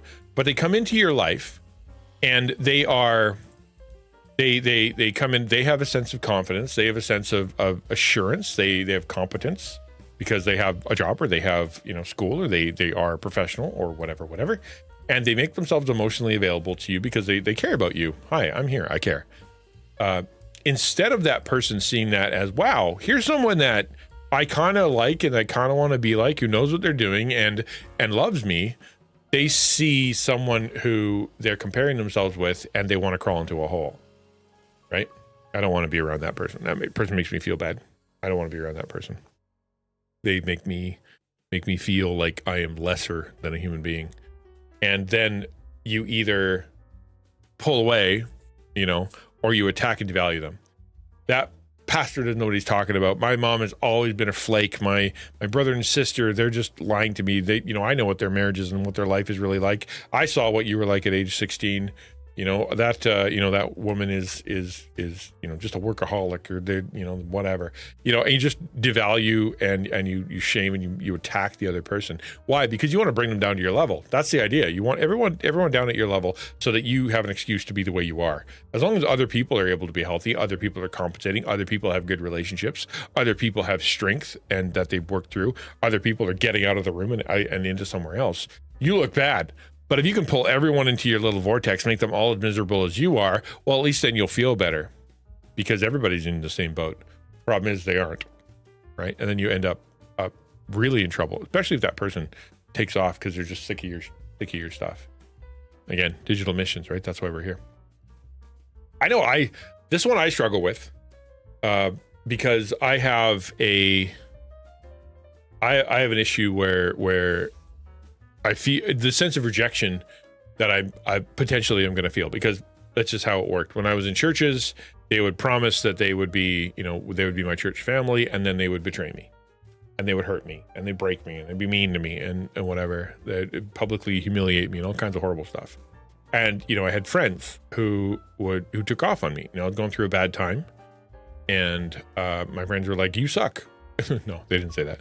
They said, "Being your friend sucks. You don't suck, but being your friend sucks." Because every time I talk to you, you're always complaining that something worse happened. And yeah, it's true, but it's just so painful to watch you go through stuff. I don't want to be your friend anymore. And so they left. You know, I had a son who grew up, and, you know, all of a sudden he kind of lost his mind, became abusive, beat the heck out of me, and then left. Right?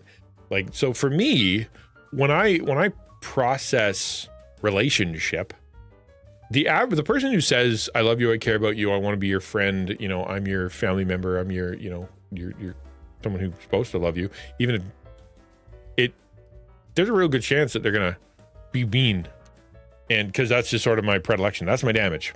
There it is. When I'm invited to a thing, like for example, I was invited down to Florida, or invited down to Texas to be part of event. They brought me down there, and I start seeing people that are really competent, and really confident, and really good people. And they start treating me like I'm a friend, like I have value, like I have some something to contribute. You know, we're glad you're here. Like they paid however many hundreds of dollars to fly me down to, you know, put me up in a hotel to help me, you know, get to this thing. They gave me a t-shirt, and I felt loved, felt cared for, felt really present. And then there was a bunch of other content creators there. I'm thinking specifically of the one in Florida that I went to, and everybody's nice. Everybody's nice, and I'm freaking out on the inside, absolutely freaking out.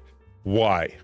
Because in my mind, their niceness and their love and their vulnerability and the unity that they're speaking of and all the rest of that stuff, my heart can either go, wow, they are legitimately really cool people, and when they say they want to work together and they want to be friends or whatever, they actually mean it, and that's really cool. Or it can go, they're lying like all the other people. They are, you know, they're in it for themselves. They tell me one thing, they don't actually believe it, and they're gonna, you know, eventually they're gonna crap in my cornflakes and just make my life miserable. And that fight was always on. It's still always on. I really struggle with it, and that's to me anyway. That's really similar to what you see here with someone who is, you know, has the AvPD, or they're a NEET, and they're stuck at home and they're feeling miserable. So when they see someone who's good, you know, confident, competent, emotionally available, they don't see. They have a choice, right? They can see someone who's there to help. Here's someone there to help, and I want to be like them, and I can trust them, and I can believe in them. Or they can see that person as someone who is talking down to them, making them feel bad, is not available, is lying to them, is yet one more person who, you know, who has it easier than them. They wouldn't understand, and that battle in your head, in my head, is always present. And I have to choose to be okay and to believe that person. Choose to believe that they're not talking behind my back, that they're not secretly being evil, right? I've got like even now, I've got names in my head of content creators that I've met, that I've looked at, that I've hugged, that are going through that. I've had to have this fight. They're not surface level. They weren't lying to me. They aren't secretly against me. They're not talking behind my back. They're not mocking me for being, you know, XYZ. I can probably come up with 50 ways to mock myself. I'm not gonna. I'll just make myself feel bad. But, you know, I have to fight against that. And in the same way, these guys have to fight against that too. In the same way that anybody who's going through something has to choose to make the decision to fight the bad angel on this side, the demon on this side, and try to believe the angel on this shoulder. And just make that decision. Even though this one's very convincing. This is very convincing. I'm going to decide to you know, I'm going to decide to listen to the angel on the other shoulder. Is crapping in your cornflakes how they become Raisin Bran? Gross!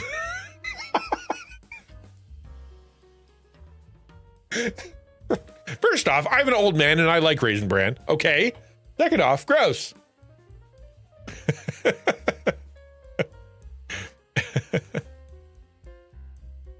My supervisor was also kind enough to scroll up, please. We're in a big family, which that's not always a good thing. It's nice to know, you know, but that means that lean on him for help and right? If you have questions, ask, and then don't ask that question again. Learn from it and then write it down and figure it out, and then ask a better question next time. Ask a different question next time. Then your employer wants you to ask questions. He does not want you to want to answer them more than once. Okay? He wants you to ask better questions because you're learning. Okay, now that I've learned this, I want to learn this. Good job, you're progressing, and that will get you a pat on the back. However, if you keep asking the same questions, like you're not learning and not paying attention, et cetera, you're gonna frustrate him, and he's gonna stop answering, or he's gonna say that you're a bigger problem than you need to be. Get out of here. Both in our 40s, so it makes sense. Yeah.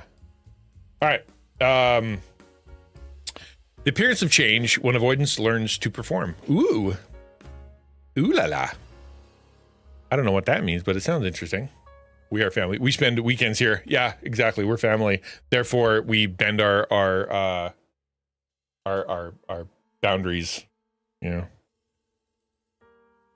But you're a working woman now, Hannah. No sleep. Only coffee. Or Rogue. You got Rogue. Didn't you just get a shipment of Rogue? Oh, that's so good. Strawberry kiwi. By the way, a little commercial break here. I ordered, and I'm a little scared. I ordered this flavor.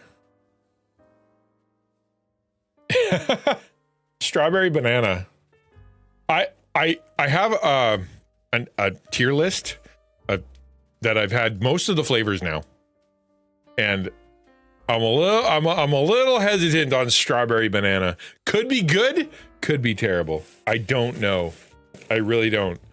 And then I'm so happy. I ordered the newest flavor, Peaches and Dreams. I'm really excited to try this because it isn't energy. It's chill. Right? So that's actually for when you want to chill out at night. That's when you're fighting anxiety or whatever. That's what that's for. Right?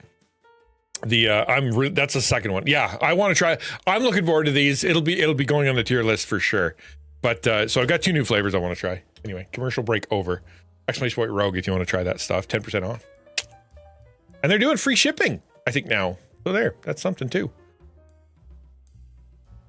I have to finish setting up before I can start. Yeah. Strawberry flavors. Yeah. It can either taste gross or only like banana or yeah. We'll see. Free to Canada. No. Nothing. 40% off actually. Neener. No, not free to Canada. Free to US. Unfortunately. Okay. The appearance of change when avoidance learns to perform. By the time Max turned 30, something seemed to have shifted, at least on the surface. He had started attending weekly board game nights with a small group of people. Go, Max! He now referred to them hesitantly as friends. It was the most consistent social activity he had maintained in years, but he still lived with his mother and stepfather. His room remained a cluttered cave of blinking screens. He had learned to mimic the appearance of progress without changing the underlying script. Okay. Hey, shenanigans. Hashtag not a bot. Prove it. Hit the button. I don't have that command. You got to hit the channel reward. I had to do $5 shipping for my free samples. Yeah, well, that just started, I think, yesterday. Sorry. Okay, so he had learned to mimic appearance of progress without changing the underlying script. So he goes home and his house is still kind of a wreck and whatnot. Which, you know what? If what you read into this is right, if what you read into this is I need to fix everything all at once, don't. That's not what this means. What it means is, like, for months he'd got out of the house and he'd been doing stuff. He finally got a little momentum, and when it came to the actual problem, which was stuff going on in his head, and usually your environment reflects what's going on in your head, things hadn't really changed. He was still experimenting. He was hoping he could live on both sides of the fence, you know, miserable and have friends. And it's like at some point, one's gonna pull against the other. The friends are gonna pull you out of the misery, or the misery is gonna pull you away from the friends. It's expensive. Yeah, you got to be careful with it. It'll blow everything. Okay. If anything, the years deepened his contradictions. Part of him seemed painfully aware of his stagnation, his inertia, his smallness in a world that demanded movement. But another part, the louder, more defensive part, had grown more rigid. In group chats, he dropped comments like, all rich people got there by cheating, or the whole system's a scam anyway. That is called, what was that called? Projecting, I think? Maybe not. Or it's I'm sure there's a better word for it when you blame the world. Everybody else is lying. Everybody else has got their, in an evil way. I'm better than them. I haven't cheated yet, or I just don't have the luck they have, or the system's against me. That way I don't have to change. Right? If they're cheating and I don't cheat, then I'm going to look worse. If the system is a scam and it doesn't work, then that's why I'm down. If it's all based on luck and I don't have any, then obviously that's not going to work. If God is going to be blessing people and I don't feel blessed, then obviously God doesn't exist, because otherwise I would be blessed, right? It's out there's problem. It's not an in here problem. It's an out there problem. And that's why it's okay for me to be me, right? Deflection. There you go. That'll work. Yeah, I like that word better. Rockstar. That's a great name. When someone asked him to elaborate, he'd shrug or go quiet. What do you mean? I don't want to start an argument. I'll lose. Any thread that just risk tugging open the reality of his passivity or lack of action toward life would be swiftly shut down. Yeah, because that deflection, that, all that stuff, it is very shaky. It's very shaky, right? All rich people got there by cheating, and you're suddenly like, what about? Like, well, and then the whole system's a scam, and it's like, well, what about? And all of a sudden it's like, maybe I have to admit that I don't know how to use the system, or that they're not cheating, they just smarter than me, or or maybe they just work harder than me, or maybe I need some education or some help or some friends or some counseling, or I've got something wrong with me. That's the immediate next thing. So you don't want to go there, so shut that down. You gotta think about that. He still couldn't name process shame, but it hovered around him like a silent fog. In conversation, you could almost see the freeze set in when talk veered toward work, relationships, or future. Max could be witty when discussing game rules or obscure trivia, but the moment real life entered the conversation, he'd retreat. Not physically, but psychically. You could feel the air go out of the room. Yeah. And that's why I was talking about how your friends can pull you out of misery, or your misery can pull you away from your friends, because they're going to be showing you truth, and they're going to be talking about your good points and challenging you. You're going to be able to compare yourself to them. They're going to know stuff you don't know. They're going to tell you things you don't that you don't know. They're going to give you perspectives on things that you didn't think of before. And when that all starts to happen, that can either pull you out of your misery because, holy moly, things aren't as bad as I thought, or there is help out there, or people really do like me, or hey, wait a minute, there can be a plan, or wow, all the people that I thought were evil aren't, or here's how the system works. Like literally. It'll can tip you, or you say, as we were talking about before, that fight that you have between the two angels on the side. You go, the evil one says, these people are lying to me, these people are whatever, or these people are secretly whatever it says, bad things. And you go, I'm going to stay in my muck, which means I can't be around my friends anymore, because these friends, regardless how healthy they are, they would pull me out of this muck, and that's going to be too much work. I might fail. I might mess up. They might not understand. I might not be like who I am, whatever. Right. And so as soon as they're like, what do you do for work? All that witty, all that I know how to do stuff, all that, like I'm within my own element when I'm talking about D&D or friends or whatever, like as in the show, all goes away, because it's like, well, I don't have a great job, and I don't have a great, I don't really work out, and I don't have a great relationship, and I'm out of my comfort zone, which means I pull back, right? Instead of learning, you can lean in. Another option, lean in. What do you mean? Explain more. Tell me about that. I don't understand. How did you do that? But if you are clouded by shame, and you just assume they're going to shame you, and assume that everybody's going to look down upon you, you don't want to open that up, because there's a chance these friends might turn on you. There's a chance that you're going to wreck them if they really find out who you are. So you just like, choosing between misery and friends, I'll choose misery. This quiet collapse became starkly visible during a short trip abroad arranged by one of his new friends for their birthday. It was Max's first time leaving the country. The small group had planned everything together. One friend booked the hotel, another volunteered to drive the rental car, and everyone pitched in. On the morning of the departure, one person had a flight issue. As the group gathered to problem solve, checking options, suggesting changes in plan, Max said nothing. He slunk into a corner, glued to his phone. When someone asked gently, Max, do you want to join us? We need to make the decision together. He literally turned away and stayed silent. No excuses, no contribution, not even a facial expression, just blank withdrawal. Right? That's fear, right? That's a lot of fear. Thanks for the lurk, man. It wasn't shyness or confusion. It was avoidance in its purest form. The refusal to step into reality, no matter how low the stakes. Max wasn't just afraid of failure. He was terrified of even being seen trying. Any decision carried the unbearable risk of being wrong, or worse, being responsible. Like, what if he actually suggested something and they said it was okay and it didn't work? Then suddenly all the things that he believes about himself and all the fears of the things that he thinks his friends might believe all come true, right? In his mind anyway. Like, I really am a problem. I really am dumb. I really am hurting my friends just by being around them. I really shouldn't say things. I really shouldn't try to contribute, So I'm just going to avoid all that by not saying anything. I know how it's going to go. It's going to go badly. I'll just stay here, Avoidance ages but doesn't evolve.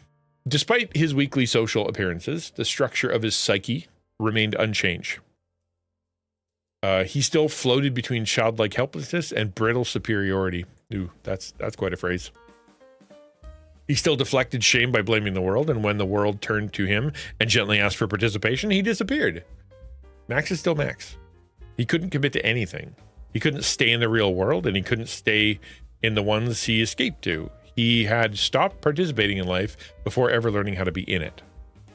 That's what makes it a mental illness. Remember, we're talking about an avoidant personality disorder.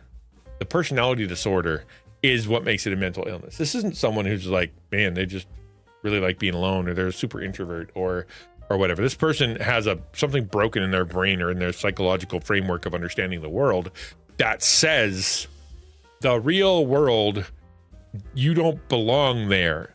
Everything you do will fail. Every way you participate is going to end badly. That's how they see it, right? If you know somebody who has, say, bipolar, or you know somebody with borderline personality disorder, right? There's something in their brain that is kind of broken, and it means that when they feel the feelings, they feel feelings in big ways, right? Bipolar is, they really do see the world as the greatest thing ever, that all of their ideas are great, and the world is a vampire, and it's sucking the life directly out of my bone marrow, and why would anybody, and everything I do is the worst, and I shouldn't be alive anymore. That's how they see it. It's not that they could just talk themselves out of it. If they really feel that with all their heart. Same with borderline personality, right? It's when they go from 0 to 1,000 in a second. It's not like they choose to do that. That's what happens. It's just what happens. Can you learn to compensate? Yes. Can you learn to use, cognitive behavioral therapy in order to kind of process, why am I feeling this? And should I be feeling this? And should I count to 10? Yes, you can totally do that. But those feelings are still there. And so that's why for Max here, we can't just go suck it up, man. Because he really does believe that if I participate in life, bad things are going to happen. If I talk to my friends, they are going to reject me. If I share an idea, it really will get me in trouble. It's not just something that he just kind of thinks and he's just trying to avoid responsibility. He really believes it's going to blow his whole life up, and everything will fall apart. It's a miracle he got that far, and he's not going to do anything to jeopardize it. That's why he sits in the corner, turns away, and goes, I don't want to talk about that.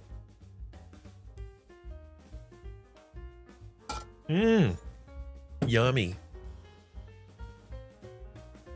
Max's life isn't an outlier. It's a quiet, private tragedy, more common than we'd like to admit. People with AvPD often slip through the cracks, appearing passive, even comfortable in their isolation. But beneath the stillness is a desperate struggle to protect themselves from the world, from others, and above all, from themselves. Yeah, it's real. It's very real. And that's what's important. So we're going to talk for just a second here. What I wanted to do is from our perspective as Christian content creators. Let's make this a little bit bigger. Is I want to talk about what we can do to help, right? So that last sentence there, where are we? That Max's life isn't an outlier. It's a quiet, private tragedy, more common than we'd like to admit, is something that Christian content creators, Christian streamers, people who are part of the digital online community know. We know this. This is our life. We know that a lot of people, mental health issues, don't leave the house, struggle with their, physical health, mental health, the motivation, lack of, all kinds of stuff. They're really, really lonely, damaged, like people out there that are on the internet and they're in our streams. They're watching our content, or they're listening to our podcast, or they're reading our book, or whatever your content creator is. People, they slip through the cracks, and the reason they slip through the cracks, and we're talking to the church specifically, right? The reason that you can't see them, church, is because they are not anywhere you can find them. So they slip through the cracks of evangelism, of pastoral counseling, of psychology, psychologists, or of doctors, of teams of friends, of all that stuff. They slip through the cracks. Why? Because they are at home in their isolation, and they have found a nest to be in, and they don't want to leave the nest because everything else outside is scary. But we believe with all our heart that this is true, that in that stillness, in that nest, they really, really do want to connect to the world, and they really, really, really want to be part of stuff. And they want to be better. They're just terrified. They just have something blocking them, seriously blocking them. So how can we help?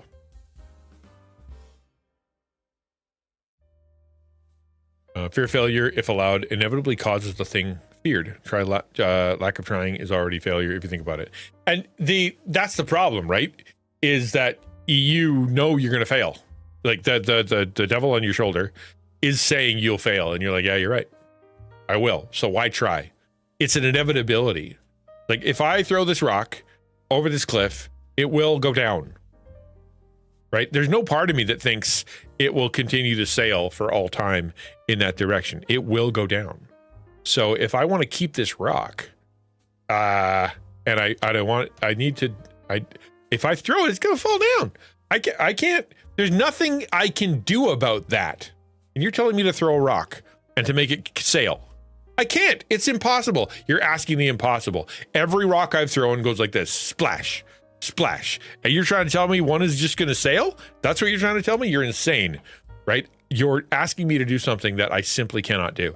That's how they see the world, right? It's not like, oh, well, I'm going to try throwing another rock and hope for the best. They don't see that the rock could float. They just don't, they can't conceive of it, right? They cannot conceive of it. I'm going to be sure to show a poem God gave me a while back on some of this topic. Sure, I guess. I can't do this, so why? Yeah, so why even try? Yeah, I won't even try. I can't make friends. I shouldn't go out. If I contribute, it's going to go bad. So why should I contribute? If I meet a girl or meet a guy, they're going to be, they're not going to like me, or I'm going to screw it up. So why should I even try? I can't do anything. I shouldn't be responsible for stuff. Every time I'm responsible, I screw it up. So I'm not going to be responsible for anything. Why would I do that? I'm helping others by not helping. And they believe that with all their heart. I'm going to get some water. I'm kind of dying right now. And after I'm going to get some water, I'm going to fill this thing up. I'm going to come back. We're going to read apparently a poem. And then we'll come back to this conversation about 10 ways to care for avoidant or neat folks in your online community. Check out my website, !web. You'll see the invitation to the taco training, which is on right now. Remember, spots are limited, and a lot of people want to be in there. If you know a content creator who said they wanted to take it, go tell them. If you are a content creator who wanted to take it, now's the time to sign up. This is it. Go check it out, !web. Also, do me a favor and share this around. If you found this helpful or interesting, go and check out. Go to Twitter or X and hit repost. Just repost the thing that's on there right now. Send it around. It costs you nothing, and it helps me out a lot. I'll be right back. See you soon.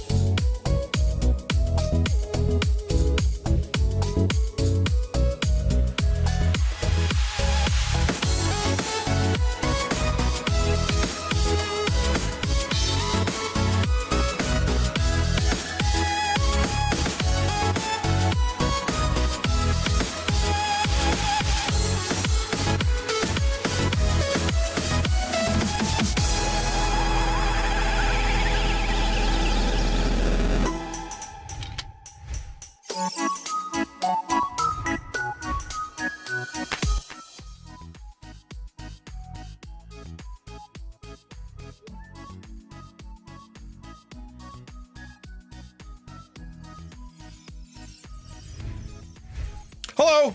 Good to see you. What did XNV2 say? What are we not telling me? What do you think of Twitch permanently banning an innocent man without giving him warning? Oops, the classic. Oops, I tripped over the ban button. Twitch sometimes runs on game logic where warnings like that are the one sock you can never find. Innocent until proven guilty, right? Let's just hope the next patch for Twitch includes due process as a feature. Yeah. For now, I'll just be here making sure nobody accidentally is banned for sneezing too loud. Remember, folks, stay lighthearted in the chaos.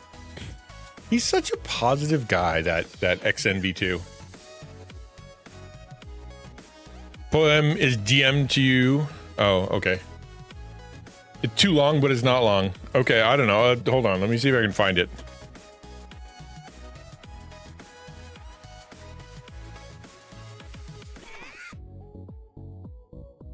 All right. Here's the poem. Problem in the Domes. Says this. There is one place we all know called the Dome of the Home, and another place where some of us don't often like to roam. It's a place that's unfamiliar, it's different, and it's new. To the people who are always in their home domes, it's quite true. This place can seem quite scary, very dangerous too, to the dwellers of the home domes, maybe me or maybe you, but you see, that's just the problem. Those who stay long in their domes don't know much about the outside. That's the place called the unknown. To experience the unknown is the way to make it known. But that's less likely to happen if they hold up in the domes. See, a dome is like a bubble, and it offers us protection. But if we just pop the bubble, maybe then we'll gain connection to the people and the things in the space outside the dome, to what God wants us to see in that place we call unknown. That's pretty good, man. That's pretty good. That's a full-on poem. Got all the marks of a poem. Love it. That's actually really good. It's interesting when I read it, because as I was reading it, like, I didn't know where it was going. I never read it before. But my thought was, I wonder how a NEET or an AvPD would read that, because it would be reading as, you know, I am in the dome and I'm part of the dome and I shouldn't be in my dome, right? If you just give it a try, and that is, it's great. It's exactly the right advice. Try, go somewhere. I've given the advice myself. Just pick a place that you think might be okay and safe and go there. You don't have to do a ton. You just got to get out of the house for a second, guys, and go anywhere, even if it's not like the perfect spot. Just go somewhere, try it out, right? And the problem is, if your brain won't let you, like, yeah, you're right. If you get out there and maybe not pop the bubble, but at least, you know, leave the bubble for a minute. Yeah. I like it. Well done.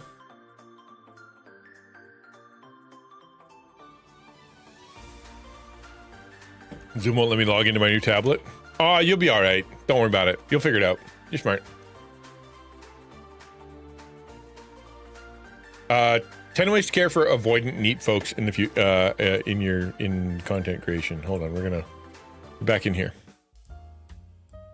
Okay, so what we did is we just talked a lot about, you know, the AvPD and NEET folks and whatnot. We as content creators, what can we do to help people who are struggling with avoidance, you know, personality disorder, and those who are NEETs, you know, no employment, no education, no training, in our online communities, right?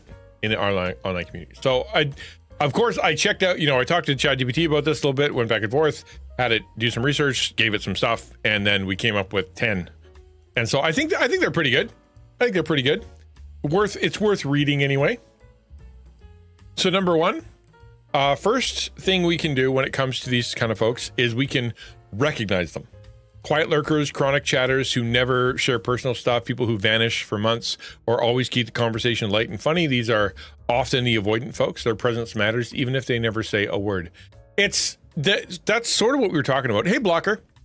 Sort of what we were talking about before when it came to the calling out of lurkers. Remember, we were saying at the very beginning, you know, one of the problems that Twitch is having right now, apparently, is determining who's a lurker and who's a bot.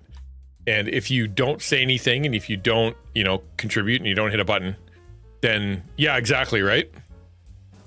So if you are a lurker, And the reason that you lurk is because you're afraid to contribute, because what if the streamer says something mean? What if the content creator, puts you on blast? What if they, feature you in your next podcast and it makes you feel bad because you don't want to do that? What if they use you as a negative example? There is a legitimate fear there of what will happen if I say something, right? Or what if I say something? Interpret that as, what if I say something and it gets ignored, then I'll just feel bad if I get ignored. Like, there's all kinds of fears. And so making lurkers, right? The one I just have, like, where is it? Down somewhere in the chat. Asking lurkers to say something and also hit a button to announce their presence actually it has a bit of risk, right? It has a bit of risk. So be able to kind of say thank you to the lurkers who don't say anything. Thank you to the people who come in and are just kind of hanging out. Maybe it's because you don't have anything going on, or you have a lot going on, but you don't want to deal with it right now. You're just kind of here to kill time. Recognizing, and I think as a Christian content creator, the way that we're seeing this is basically go value your audience, right? Hey, Happy Trails, good to see you. Value your audience. Be thankful that they're there. I always think back to that one clip of that female content creator. This is a few years ago now, where she's berating her chat, her viewers for not contributing. It's like, I'm here hours a day entertaining you and being here and doing stuff, and you guys can't even contribute $5. Like, what's wrong with you guys? Like, I'm gonna, I'm blah blah blah blah blah, and they get all, that is someone who sees their viewers as someone to exploit, someone to take. Yeah, it is weird. Yeah, unbandoosed, exactly. So we actually do something in the class that we talk about the story of the Good Samaritan, and how there were, as people walked by, the guy who got attacked by robbers, right? The different people see him in a different way, and they kind of represent different ways content creators can see them. Some content creators see their audience as someone to exploit, right? They're the ones who are robbers. They're the ones who people will come in and be like, listen, if someone comes in, that's good. They're going to give me the attention that I want. They're going to give me the money that I need. They're going to give me the stuff that I want to have. They're going to give me the affirmation that nobody else is giving me, right? They see someone as someone to exploit. Hello, good to see you. Welcome to the stream. It's the tribe. Hi, Lexi.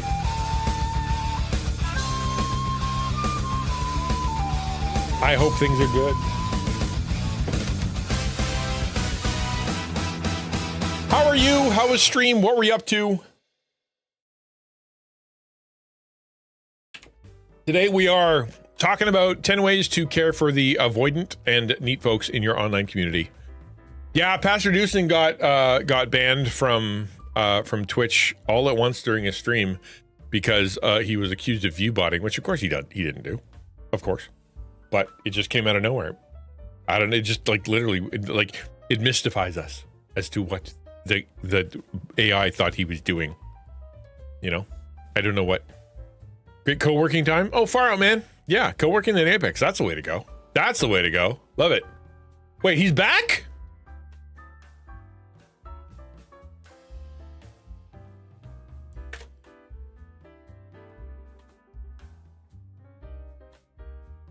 I have an update on the ban. I'll be going live here on X, YouTube, and yes, Twitch to look at it together. Be live in a few minutes.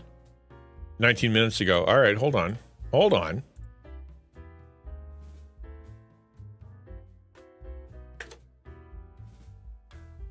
Is he on? Now, when you say a few minutes, Pastor Dewston, what do you mean exactly? Well, hey, that's pretty good. He's not banned. That's good. Thankful.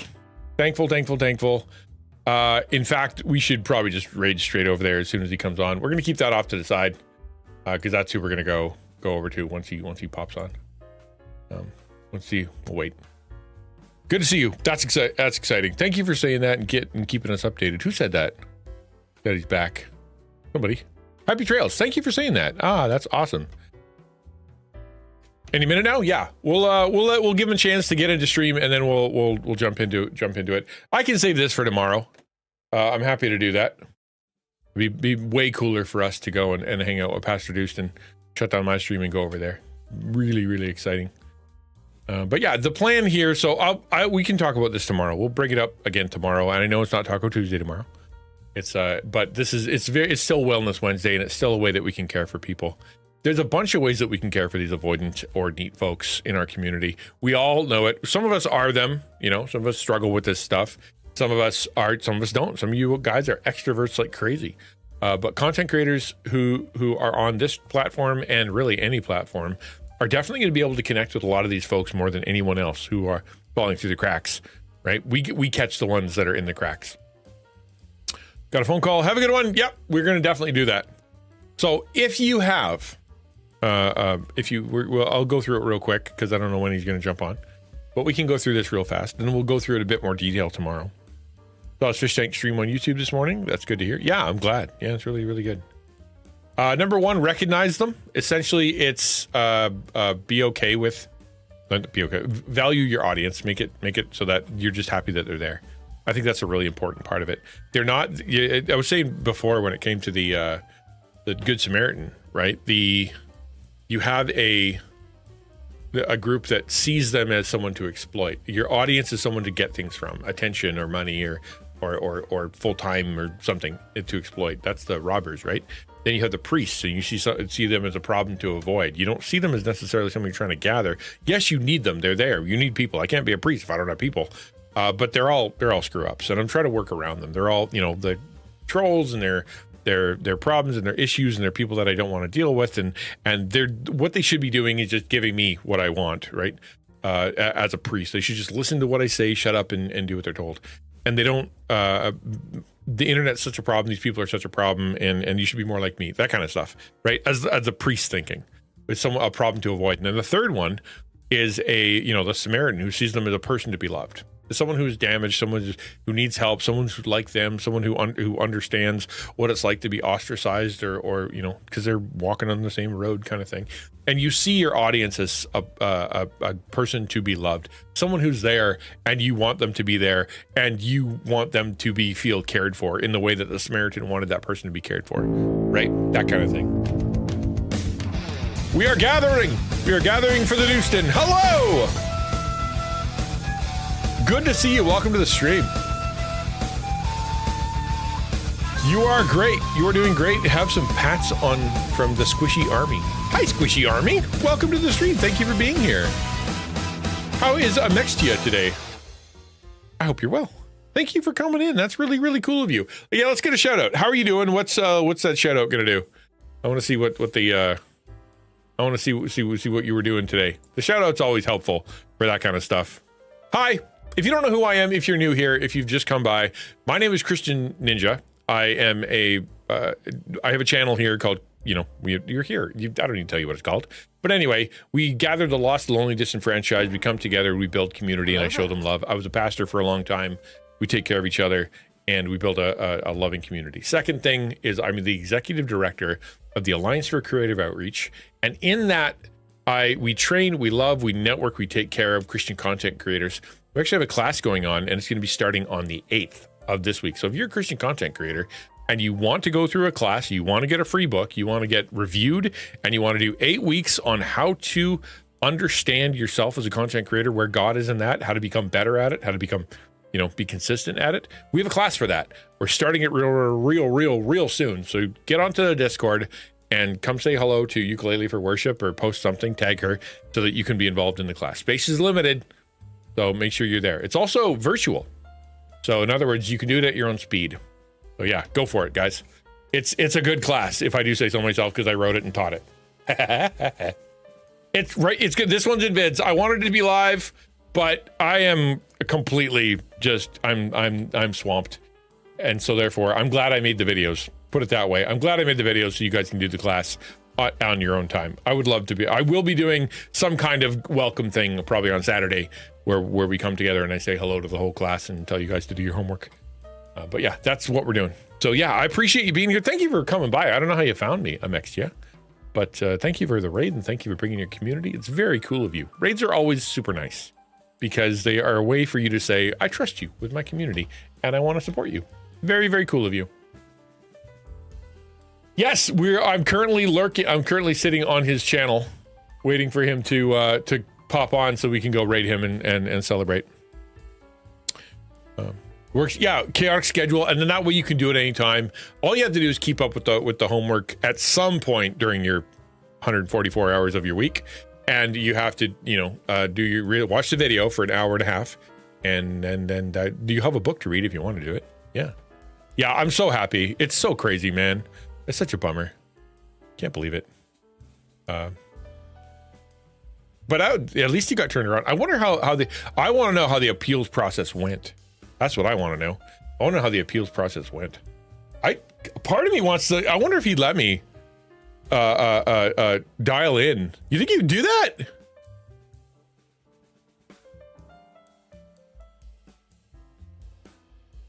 Yeah, professional development. That's exactly what it is. I don't think he's still there.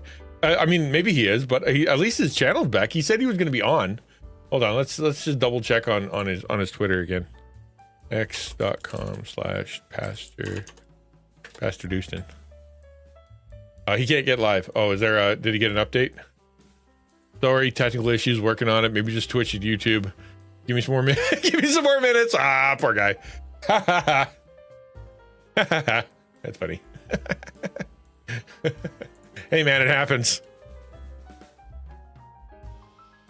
I'd imagine there's a lot of things down at the Twitch factory that they're having to move wires and like alter tubes and whatnot to be able to get it to go. I might sign up, not just here, be somewhere a few days in October. Well, it's fine if you're there for a few days. You have an entire week. Just try to keep up with the class for those 8 weeks. And my opinion is that if you can't do an hour and a half class, right? Watch a video and then do like a 15-minute review of someone's content. Chances are you're going to really struggle with being consistent in your content creation. But that's just me, Yeah. All right. So, I appreciate that. Yes, please do post stream things. I know that means pee. So do that. It's good for you. You don't want to die from whatever that thing that killed those people who wanted to get their wee without weeing was. Remember, did you hear about that? The person that died because the radio station told them to hold their pee until they died. Then they died. So don't do that. Just go to the bathroom. You need to go use it. Yeah. All right. So we'll go. Let's blast through this, and then we're gonna come back tomorrow. So the first one was appreciate your audience. Just be thankful that they're there. Don't call them out. Don't see them as someone to exploit. Don't see them as something that's there for you. You're there for them. If you see your audience as someone to serve, you will be 1,000 million times better off than if you see them as someone to fear, or someone to try to gather, or someone to exploit, or someone to that is going to be a problem to solve. All you got to do is get yourself to the place where you're like, I'm here to serve them. I will have a drink blocker and a stretch. That's a good idea.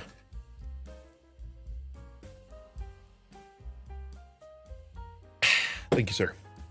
All right, next one. Second, don't create low threat environments. Don't force accountability or sudden vulnerability. How does one hold that in for so long? Especially you think they come out whether they like it or not. It was a Nintendo Wii was on the line. That's how. I'm gonna delete the cooldown. The cooldown is just causing people problems. I don't know why that's a thing. I mean, I get why it exists, but it just seemed to be a problem. Right? Rewards got a cooldown. It's funny. All right. So second one is create low threat environments. Don't force accountability or sudden vulnerability.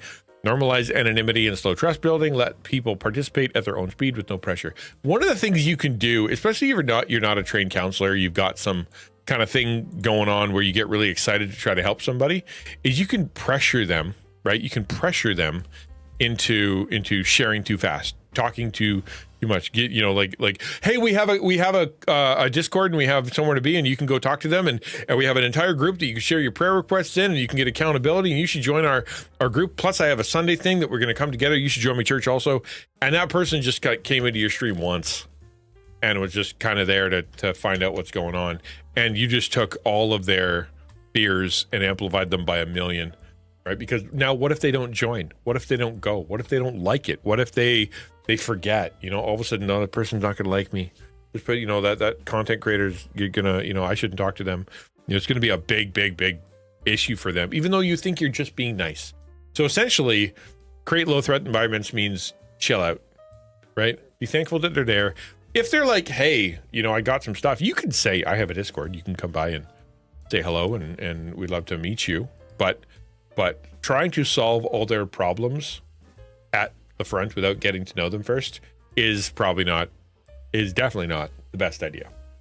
So give people places where, like, make your stream, make your content, make your comment section, make your, whatever it is that you do, and wherever people connect to you, make it a place where it's safe to comment without expectation, without having a bunch of baggage come at you. Annika says, there's definitely a difference between telling your chat that they should do something, just giving a general awareness. Yeah, should do something, or like making them, not making them, but making the implication that everybody does this and everyone should do this, and you're dumb if you don't. That's gonna make people feel bad. So just chill. Number one, be nice. Serve them. Number two, chill. Be patient. Work in God's timing. You're not their savior. You're not God, right? Yeah, I am too. Oh, he just went live. All right, there's Conor McGregor. We are going to we're going to wait until the ad's done, and then we're gonna come and say hello. Well, he's probably got a opening screen like I do, so we'll wait till that's done too. Number 3, model healthy adulthood without shaming. Share stories of your own struggles and how you're working through them, not as a come on, just do it, but me too, and here's what helps sometimes. That's what I try to do. Sometimes it can be, we're all miserable, be miserable with me. I hope it doesn't come across like that. But the idea is recognizing. Oh, is he just chatting? Hold on.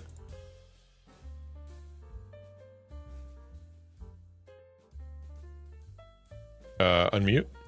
Blocker for 29 months. Unreal. Thank y'all. Okay. Okay. Hold on. There's also stuff that's not here that should be, because I had turned it off because I thought Twitch was gone right forever. now. Okay. Oh my goodness. See, Godly kept that streak going. Unreal. Thank you. Okay. Hold on. Pastor D. Pause again. Okay. Does that work? Yeah, Okay. That's on. Everybody go say hi to him. If you got some bits, hit him with some bits. If you got some... What is if you got some happening? sub I have money, no give him idea. some I sub can't money. hear Make sure anything you because grab nothing that. is on like it's supposed to be. Hold on. When I say hold on, y'all There's just don't issues. listen. Please don't rain in. Too bad, Pastor D. I'm coming in Oh, hot. I'll bet all these things are let's just broken go. now. I probably have to like re-authenticate everything with whatever. Okay, whatever. I'll fix that for later. Thank y'all Let's for go the say love hi. and the support. Hi everybody. Hi. So let's just jump straight into it. But thank you so much already for several subs and hype train, and now a raid from XtianNinja and bits. Okay, wow. Wow, thank y'all. All right, bye-bye. Thank you.